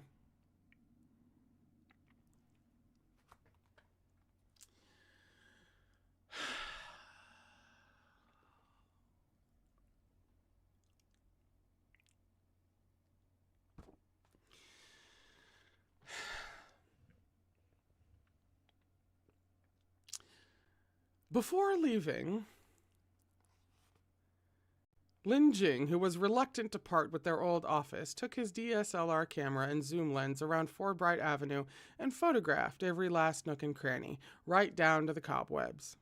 Then he picked out the few pictures he was happy with and submitted them to a magazine as a series he called Places of the Past. The magazine's chief editor was so shocked when he saw the photos that he had to be hospitalized. He even called the police, accusing Lin Jing of intentionally creating supernatural photos to terrorize people. It was a terrible look for the department, so Director Zhao had no choice but to quietly take care of it. Upon his return, he gave Lin Jing the beating of his life. Life at 9 University Road settled back into a routine, eating, sleeping, and beating up Lin Jing. The new office space was an appealing one. It had a little attic that got plenty of sunlight throughout the day, and there was a 2-level basement. The lower basement housed the library, while the upper basement had a mahjong table surrounded by a bunch of memorial tablets that gave the ghost employees somewhere to rest. They could even play a game of mahjong during bouts of insomnia. With all the natural light the attic got, and thanks to a thick layer of sound-absorbing paint, one could go up there for a nice afternoon nap. Opening the window offered a lovely view of the front courtyard, or it would have, if a lovely view existed. Everyone had wildly different ideas about what to do with the space, so after it had been divided up for everyone to do their own thing, the result was the polar opposite of a cohesive whole. As for the backyard, Zhao Yunlan claimed it entirely for himself. After a lifetime spent learning absolutely nothing about art, his taste was rather unique. He vetoed the roses Zhuhong liked, vetoed Chu Shujia's suggestion of vines, and vetoed Lin Jing's request for Bodhi trees. In the end, after careful consideration, he planted a garden full of vegetables, including bok choy, cherry tomatoes, pumpkin sprouts, pea shoots, shengchun, a whole array of vegetables all next to each other. And in the center, like a bright moon shining among the stars, was one single slutty eggplant.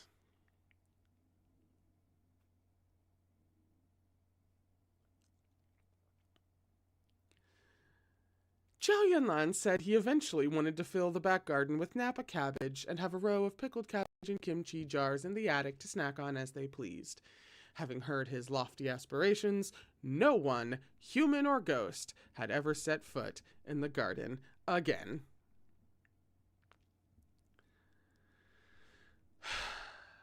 A scene break.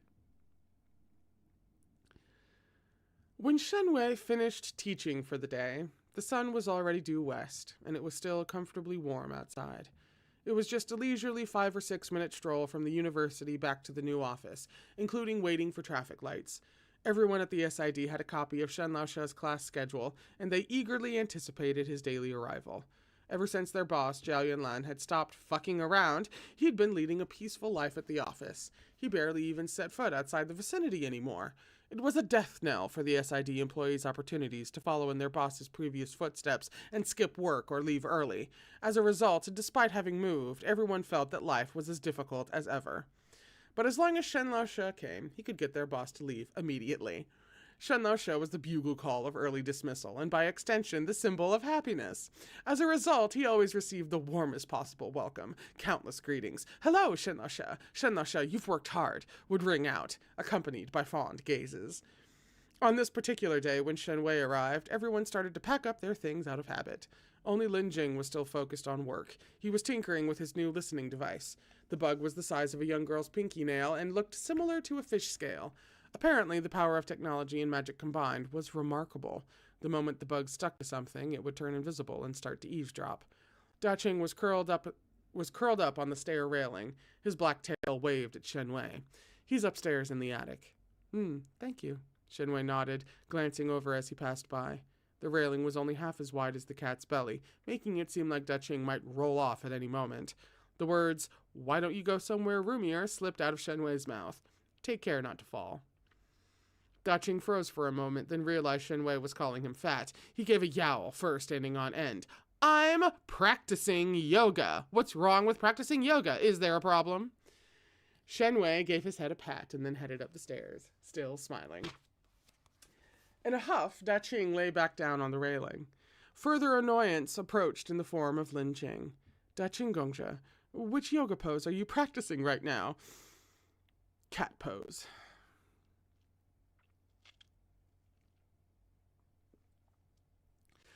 Following the precept of monks don't lie, Lin Jing responded appropriately and laughed. He earned 2 bloody claw marks on the face, and his bug flew out of his hand. It instantly stuck to something and vanished. Ghost-like, Laola popped up out of nowhere and wordlessly handed over a cotton swab and Band-Aid, like a pet owner who'd come to deal with the mess their pet had made. The cat, however, didn't appreciate it. Without even a humph, Da Qing jumped down from the railing, stretched, and left. Sometimes relationships had the fragility of glass. Whatever kind it was, once it shattered, it could never be put back together. Not even if one forgot, or even forgave.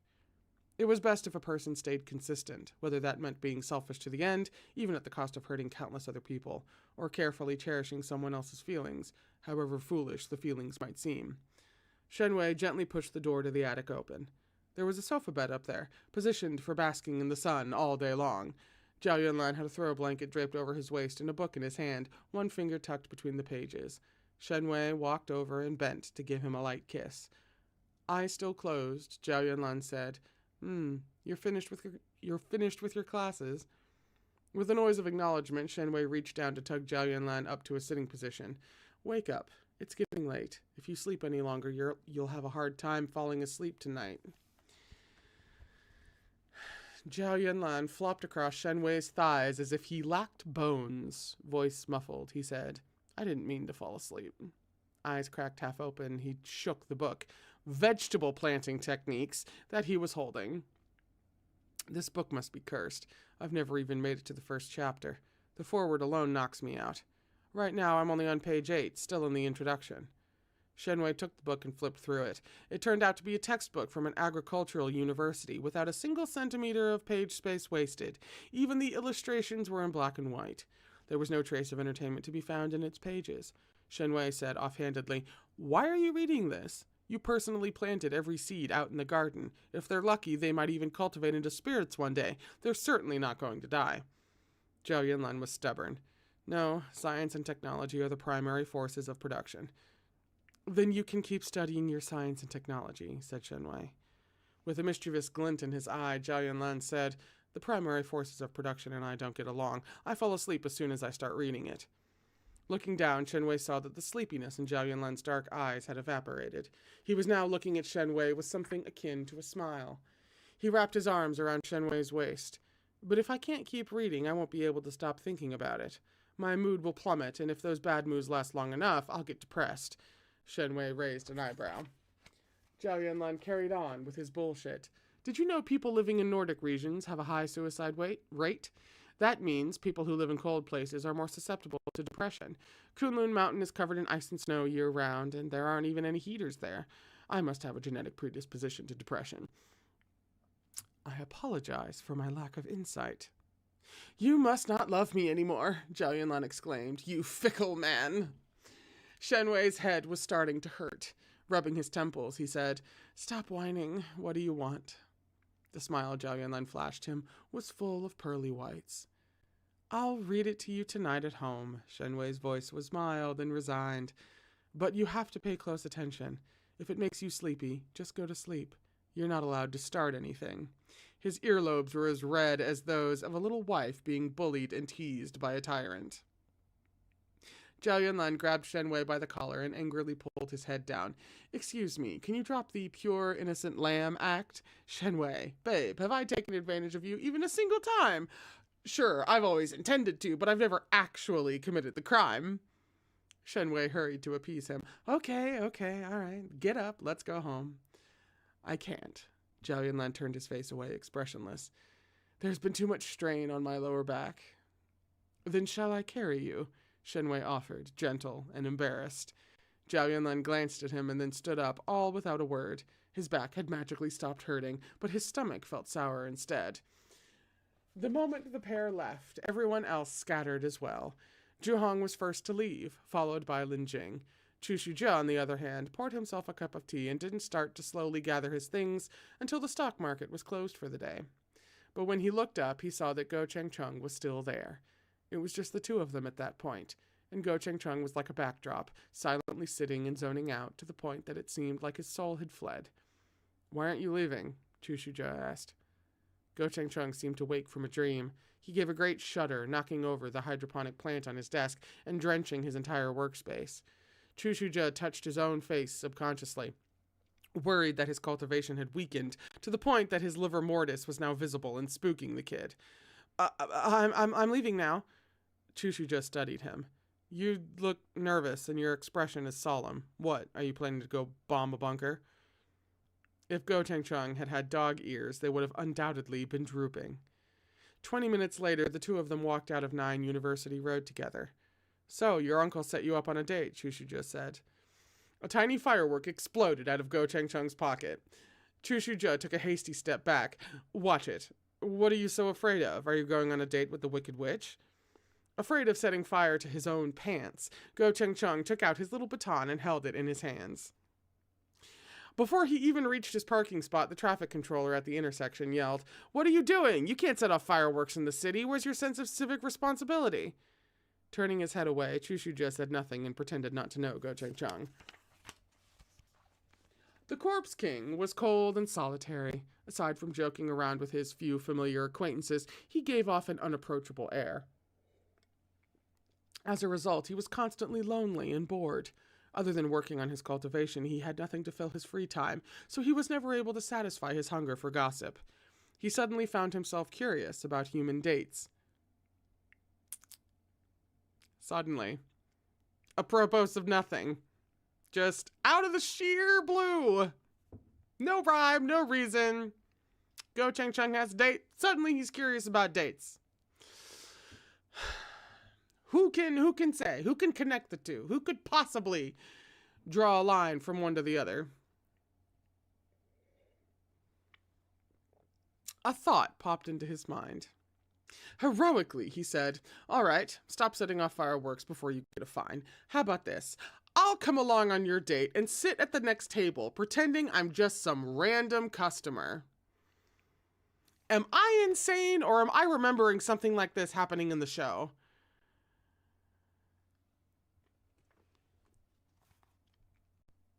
Go Cheng Chung glanced at him, speechless. Was that the eagerness of a nosy auntie on Chuga's unsmiling face? They arrived half an hour early. Chu Shuja had flipped through an entire old magazine before the girl made an appearance. Right before... See, it was! Thank you. Okay, no, it was. This is ringing enough bells. Right before Chu Shuja's eyes, Go Cheng Chung froze into a human stick. To Chu Shuja's mind, it was a marvel, really. It had been many years since he'd last seen a mortal with such zombie potential. Letting his gaze drift down, Chu Shuja noticed that Go Cheng Chung's pants were still trembling uncontrollably, as if he were a quail sitting on shards of glass. It was just as well he'd confiscated Go Cheng Chung's baton, otherwise the girl's smooth, straight hair would have been electrocuted into curls by now. Useless. Chu Shuja was frustrated on Go Cheng Chung's behalf. The girl was the amiable sort. She didn't immediately head for Weibo and make a post titled My Exquisite Date. Out of consideration for Go Cheng Chung's ineloquence, she valiantly tried to keep the conversation going, but he reacted as if it were a criminal interrogation. No matter what she asked him, he quivered and sent SOS signals to Chu Shuja, who was pretending to be engrossed in the menu and flat out rejecting the signals. Then why are you there? All right. After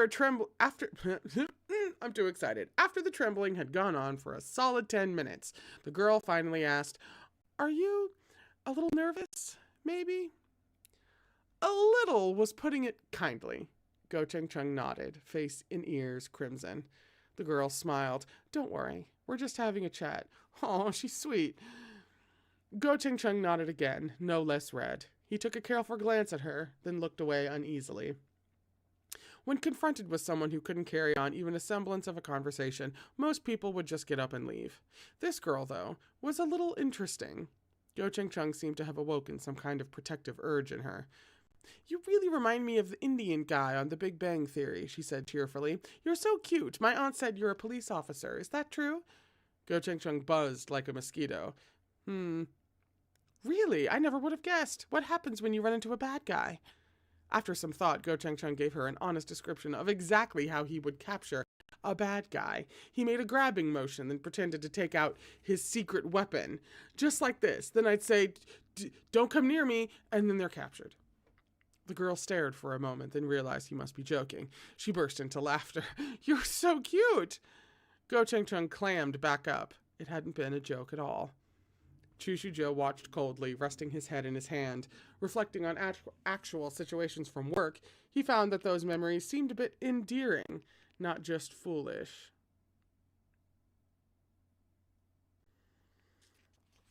But when he looked at the cheerful girl and the slightly spaced out Go Cheng Chung, and then down at his own watch, he suddenly found himself thinking there was no point just sitting there on his own. But somehow, the pair at the next table kept on chatting with no signs of stopping. Trying to be patient, Chu Shuja killed time on his phone for a while. Once his vision started blurring, he couldn't take it anymore. He called for the waiter. "I'd like to order." The waiter hurried over, only for Chu Shuja to give his order in a dark, creepy voice. "Kung Pao chicken. Rare. I want it to still be bloody." The waiter was taken aback. Go Cheng Chung overheard and immediately turned to glance at Chu Shu-ja. Seeing the Corpse King's deathly expression, he realized he'd gotten too carried away. He began racking his brains to figure out how to end the conversation, just for the girl to suddenly turn serious. "Oh, right," she said. "I actually wanted to say..." And then she paused, as if it was something difficult. "What is it?" The girl looked down thoughtfully. "We've only just met, so I really shouldn't say this, but I like you quite a lot."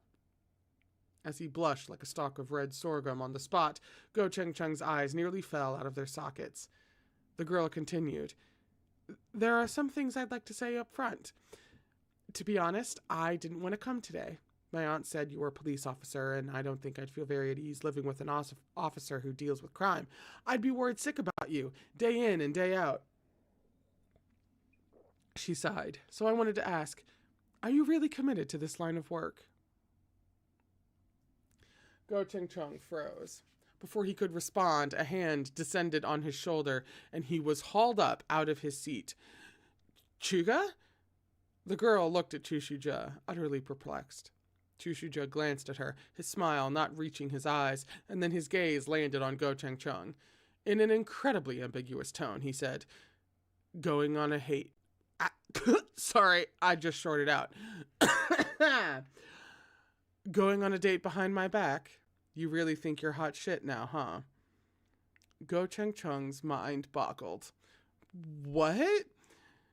The girl's eyes flew wide open. She sat there in shock at the Corpse King's aura and the dramatic turn of events. Chu Shu-ja grabbed a few bills from Go Cheng Chung's wallet, tucked them under a glass as payment, and stalked off with Go Cheng Chung under his arm. "What are you looking at? I did that for her own good. How dare she try to poach someone from Kunlun-jun? I'm astounded that the idea even crossed her mind." Chu Shu-ja stuffed Go Cheng Chung into the car, then he stretched out his long legs. "Drive," he ordered. "Take me home first." Go Cheng Chung didn't say a word. Crimson-faced, he started the car. On his crossbody bag, an invisible object shaped like a fish scale was sending signals. The very next day, a rumor began to spread. Chuga and Xiaogo are dating. 9 University Road is full of gays. And what happened to whom? Lin Jing? The Lin Jing who just so happened to hear something he shouldn't have and spread the rumor?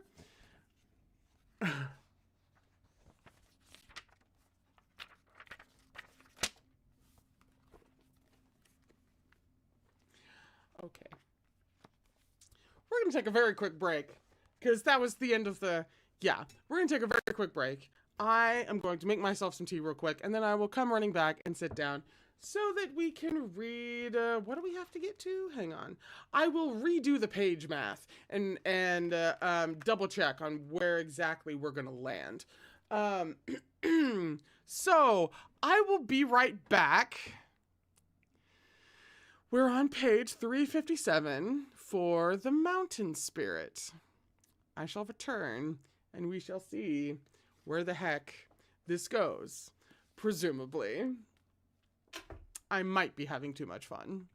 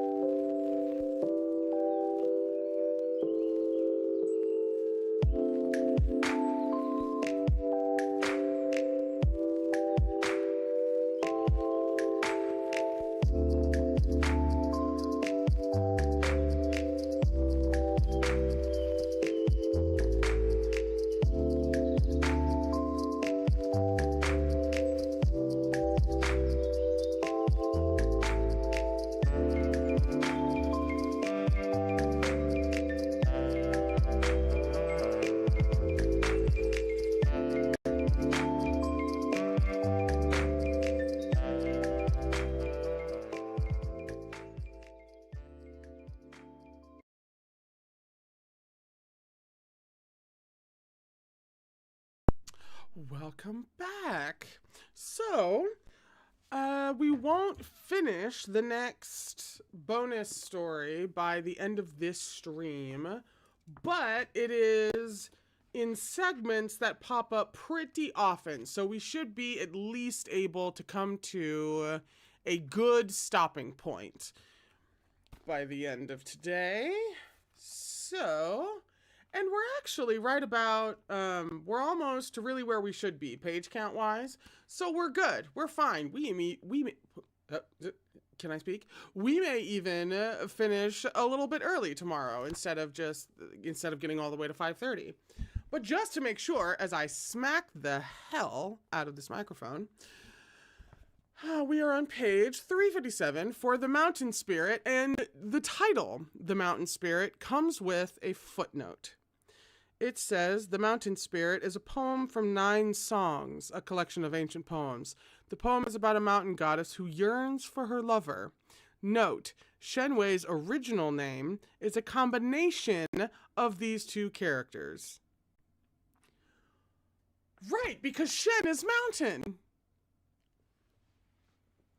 Wait. Did I already have this breakdown?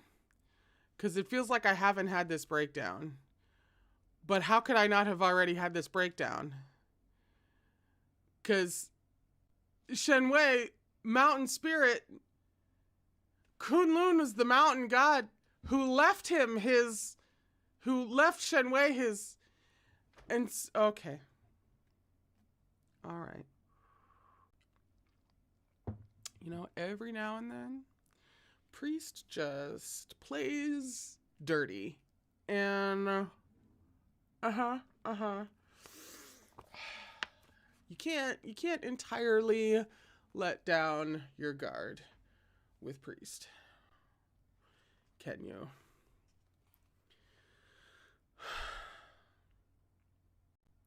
Jesus Christ, the first line of this. Cunning traitors prevail while loyal subjects are slandered.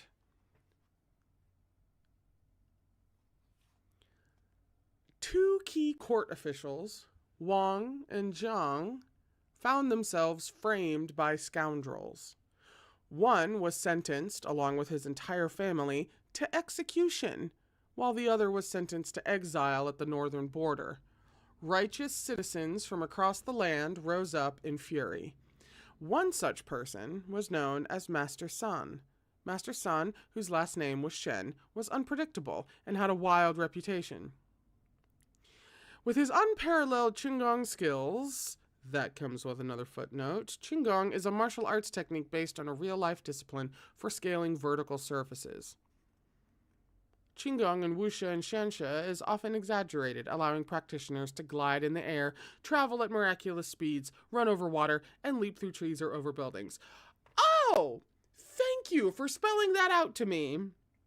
Because I've seen the term Qigong before, but did I ever connect the dots? No. It's the ADHD brain. Sometimes you gotta, when it comes to terminology, sometimes you really gotta connect that for me, make it really obvious. That's just my brain. With his unparalleled Qigong skills, he had never been defeated. From thousands of li away, Master San rushed to the rescue, managing to steal Lord Wang's widow and young son away from right under the henchmen's noses. Later, when Assistant Minister Zhang was on his way to join the army in the north, Master San spirited him away. After that, they were never heard from again. The henchmen papered all the streets and alleyways with wanted posters, but never found even a trace of them. As a result, this incident grew into a legend, a story people loved to tell.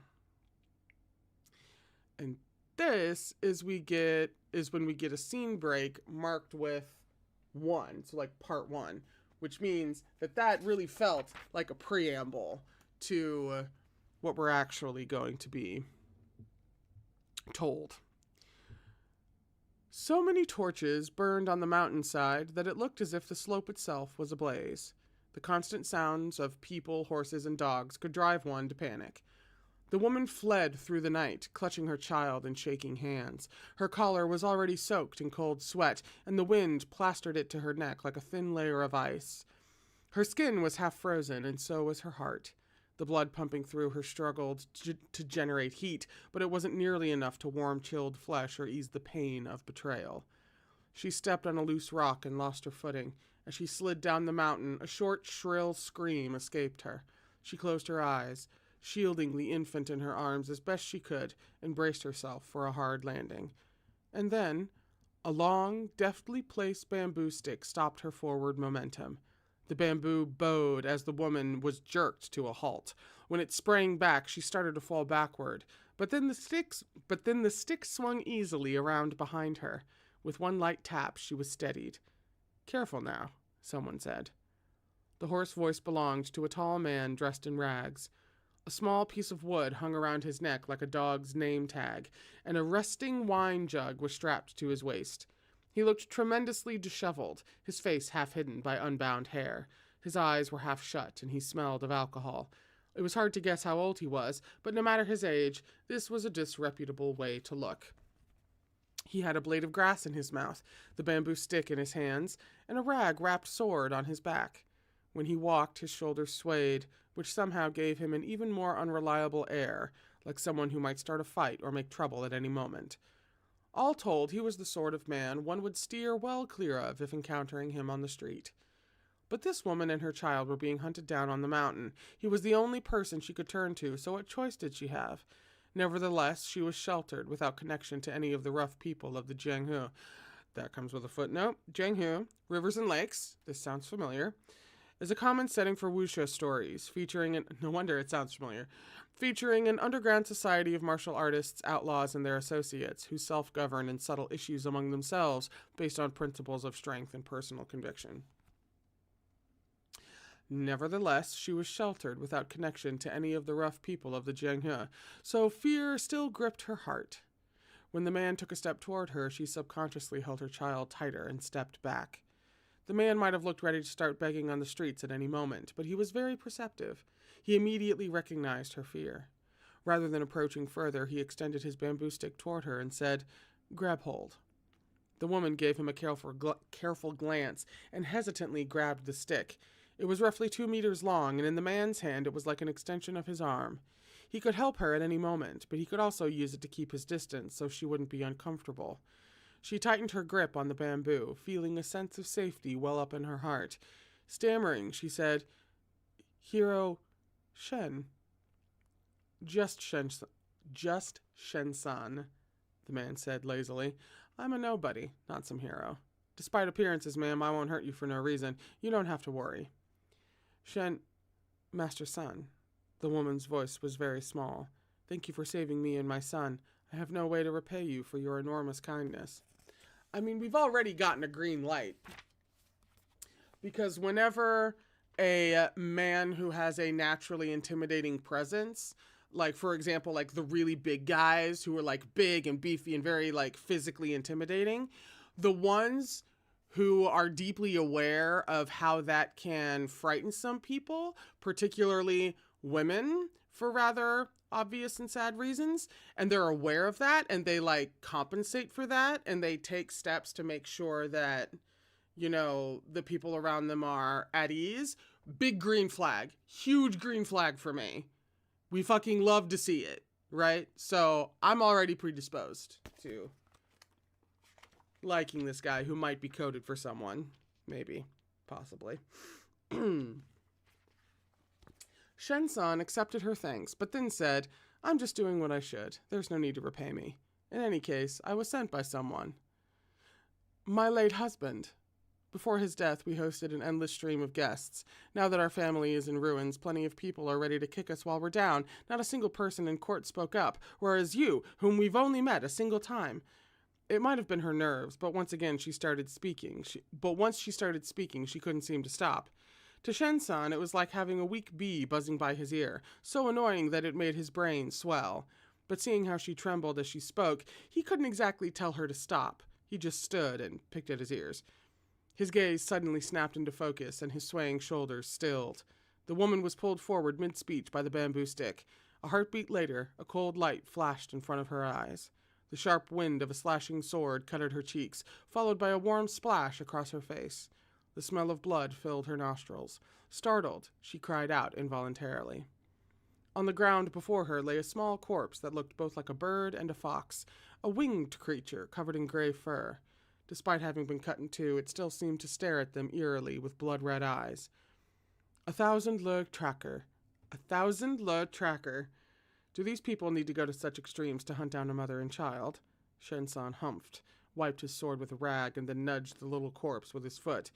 Extending a hand to the woman, he said, "Ma'am, let me see your child."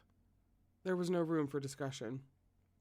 He grabbed the swaddled infant and took a careful sniff, detecting a very faint fragrance, like incense and rouge, that grew more pungent as he leaned closer. A couple of cries pierced the air. 7,000 or 8,000 lead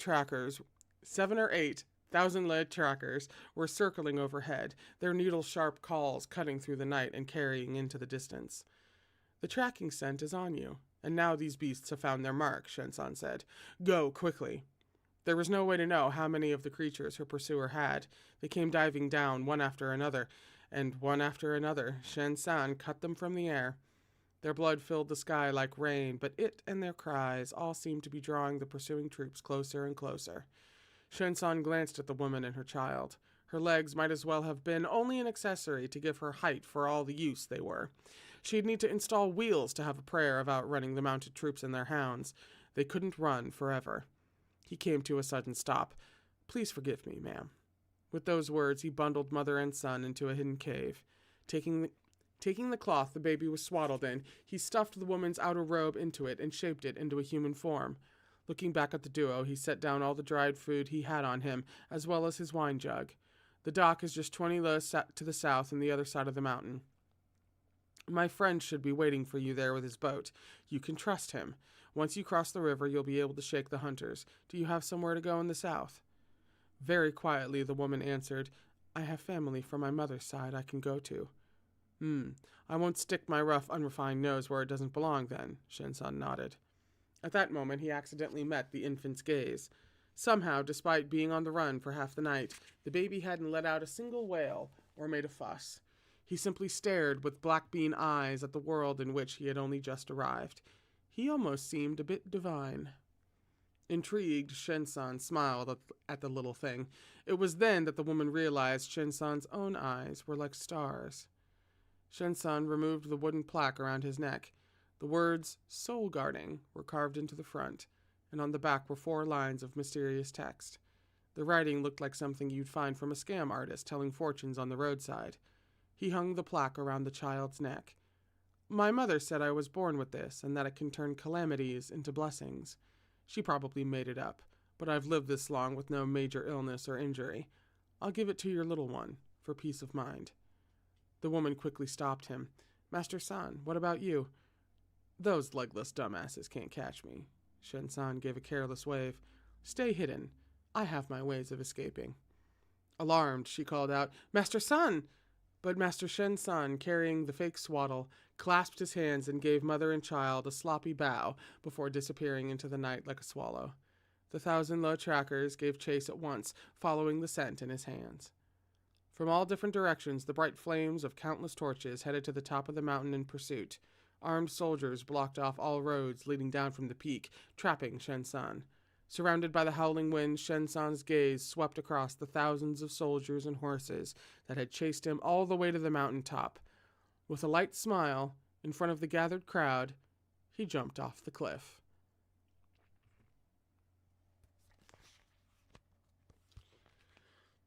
Let me double check, make sure. Okay. This would be the second section. Scene break. Labeled 2. His right arm felt as though it had been twisted off. A cracking sensation and pain woke him. Shen-san's first instinct was to struggle. As he opened his eyes, his dark, blurry vision was brightened by a person. Someone wearing black robes with water-smooth hair so long that it touched the ground. Man or woman, he couldn't tell. He only saw that their lashes, as dark as crow's feathers, were lowered. An immortal, Shen-san thought in a daze. Feeling him move, the immortal spoke comfortingly beside his ear. "Your shoulder is dislocated. I have to put it back in place. Please bear with it." A male immortal. Disappointed, Shen-san sank back into unconsciousness. Now, Master Shen-san was in his prime. There was no way he would have let anyone force him into jumping off a cliff. Even as he'd leaped, he had an escape planned. The moment he was in the air, he shook out a bundle of string he had hidden in his sleeve. The string was as fine as a spider's web, and with it he managed, just barely, to dangle from an old tree on the cliff. Hidden under the tree, he tossed his outer robe down. He'd filled it with a frame of branches, approximating a human shape well enough from a distance. It drew the pursuer's attention away from him. His initial plan was to simply climb back up once the hunters had all left, but it was like they'd become part of the mountain. They kept on searching and even set up cooking fires. They just wouldn't leave. As a result, Master Shen-san had hung from the cliff for an entire day and night. His right arm had gone completely numb, and the wind had nearly turned him into cured meat. It was unsustainable. Finally, he had no choice but to try to climb down with only one working arm. He periodically bumped into the side of the cliff, which would make him slide down a dozen meters. After a perilous journey, he reached the bottom, only to fall into a turbulent river. The water stole his last warm breath away and carried him off somewhere. It appeared someone had managed to fish him out of the river. In his daze, Shen-san felt as if someone was always staring at him. From time to time, an ice-cold hand would trace his face, from his hairline to his cheek and back again, and a fragrance as cold and clean as fresh snow would fill his nostrils. After a while, the sky grew dark, and the air grew heavy with humidity. Dew started to form. Nocturnal beasts began prowling in the valley. A far-off roar startled him awake. He realized he was in a small, thatched hut. He lay on a straw bed, soft and clean and very comfortable. All his joints were back where they should be, and his broken left leg was in a wooden splint. Ointment had been applied to all his wounds. He felt refreshed. As soon as he stirred, a voice spoke from behind him. "You're awake. Drink some water." Startled, Shen-san pushed himself up from the bed with one hand, whipping around to see who'd spoken. He had been traveling around alone since the age of 13 or 14, and his qigong was unparalleled. How else would he have had the guts to leap from such a tall cliff? But he hadn't detected the other person's approach at all. Finally, getting a good look at him, Shen-san saw a young man with a pale complexion. His eyes and brows were works of art, and with his lowered lashes, he seemed to carry a quiet serenity, as if sculpted from snow. Shen-san was immediately distracted. Are you human, or? The young man looked up. Those eyes were like nothing Shen-san had ever seen. The corners might have been drawn with the stroke of a brush, but perhaps by a painter who wasn't quite a proper artist. This brushstroke held a hint of demonic energy, cold and eerie, making the souls of the beholder quiver. As soon as their eyes met, the words "an immortal" died on Shen-san's tongue. "A Yao," he finished. There's a scene break there. This is part 3. We're on page 365. This Yaosheng's name was Wei. He had no last name. Master Shen-san asked if his name meant towering into the clouds, ever steadfast and unmoving, but Wei said it did not. It was just the combined characters for mountain and ghost. It seemed no thought had been put into it at all. That's a lie. Priest, I'm looking at you.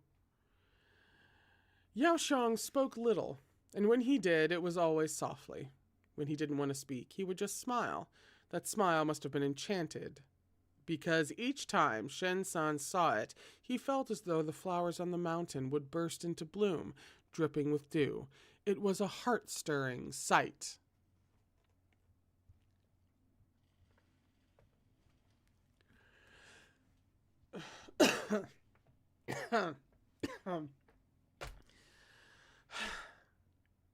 He was a good Yao.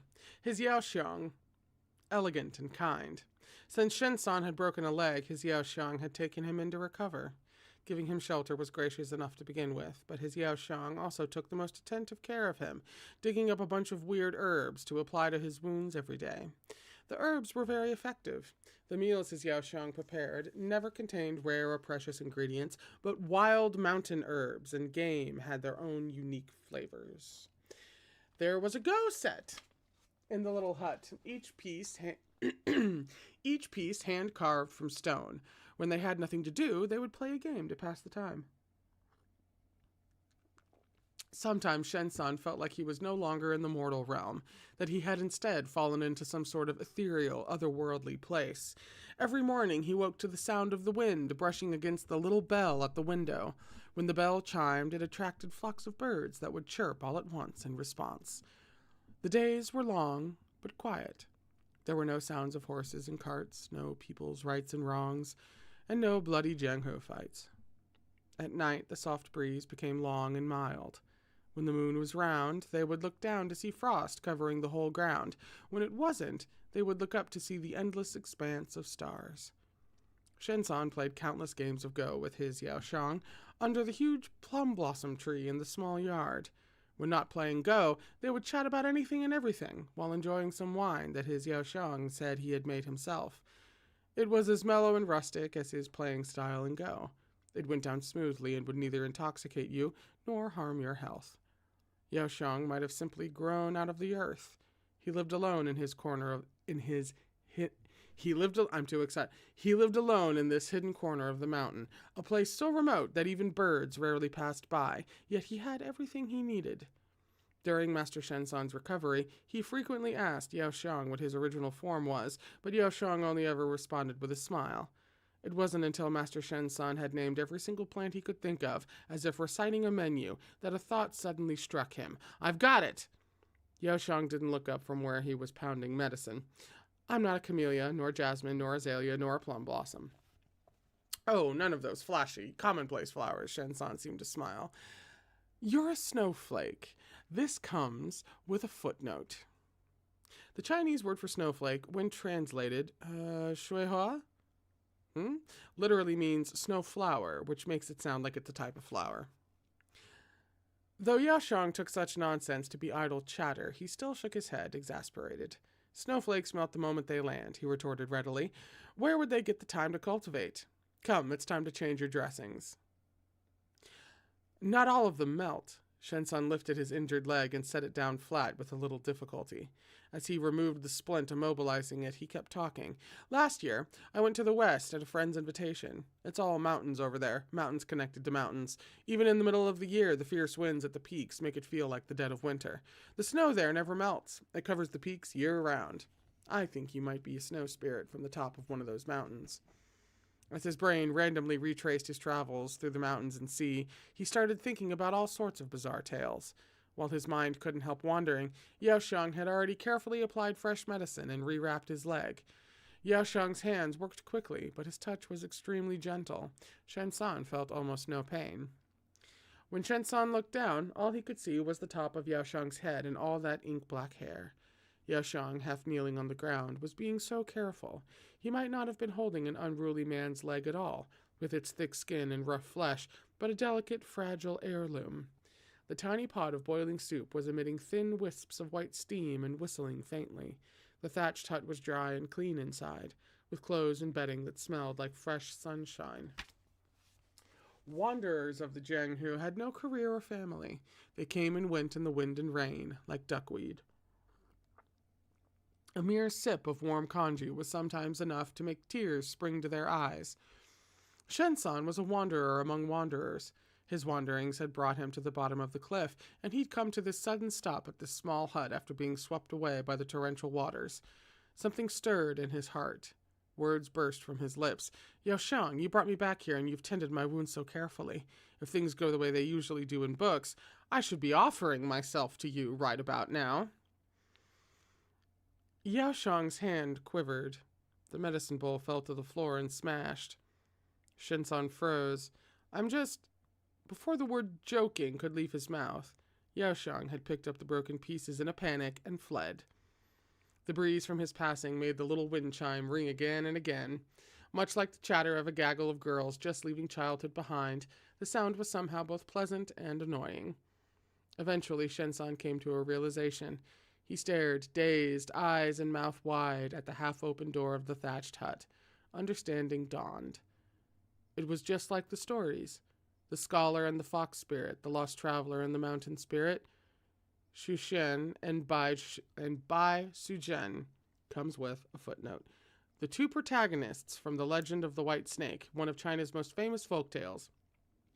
Shushen is a human scholar, while his lover, Bai Sujen, is a white snake spirit who has cultivated human form. They fall in love, but must overcome ordeals and persecution to be together. Over centuries, the story has evolved from a tragedy to a love story. He had met a male fox spirit, a male mountain spirit, a male snake. A beautiful fruit that had fallen from the skies, perfectly sweet, but eating it resulted in a bit of a toothache.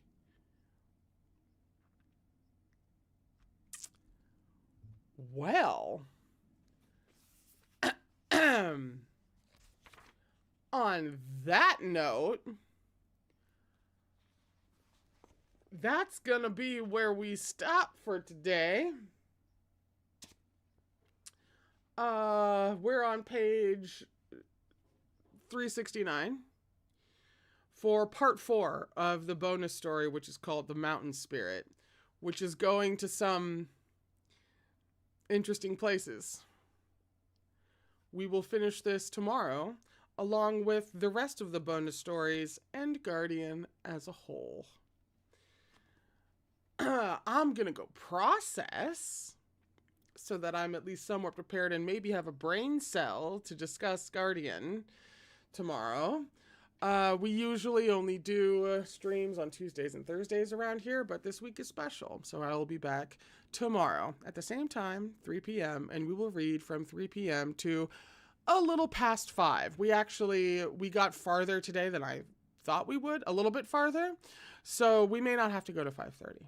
But that's fine. If we have to, we have to. It's whatever. We're finishing this no matter what. So, that was a lot. And I'll be back for the rest tomorrow. I hope you're having a lovely day. I hope you're taking care of yourself. And I will see you tomorrow at 3 to finish Guardian.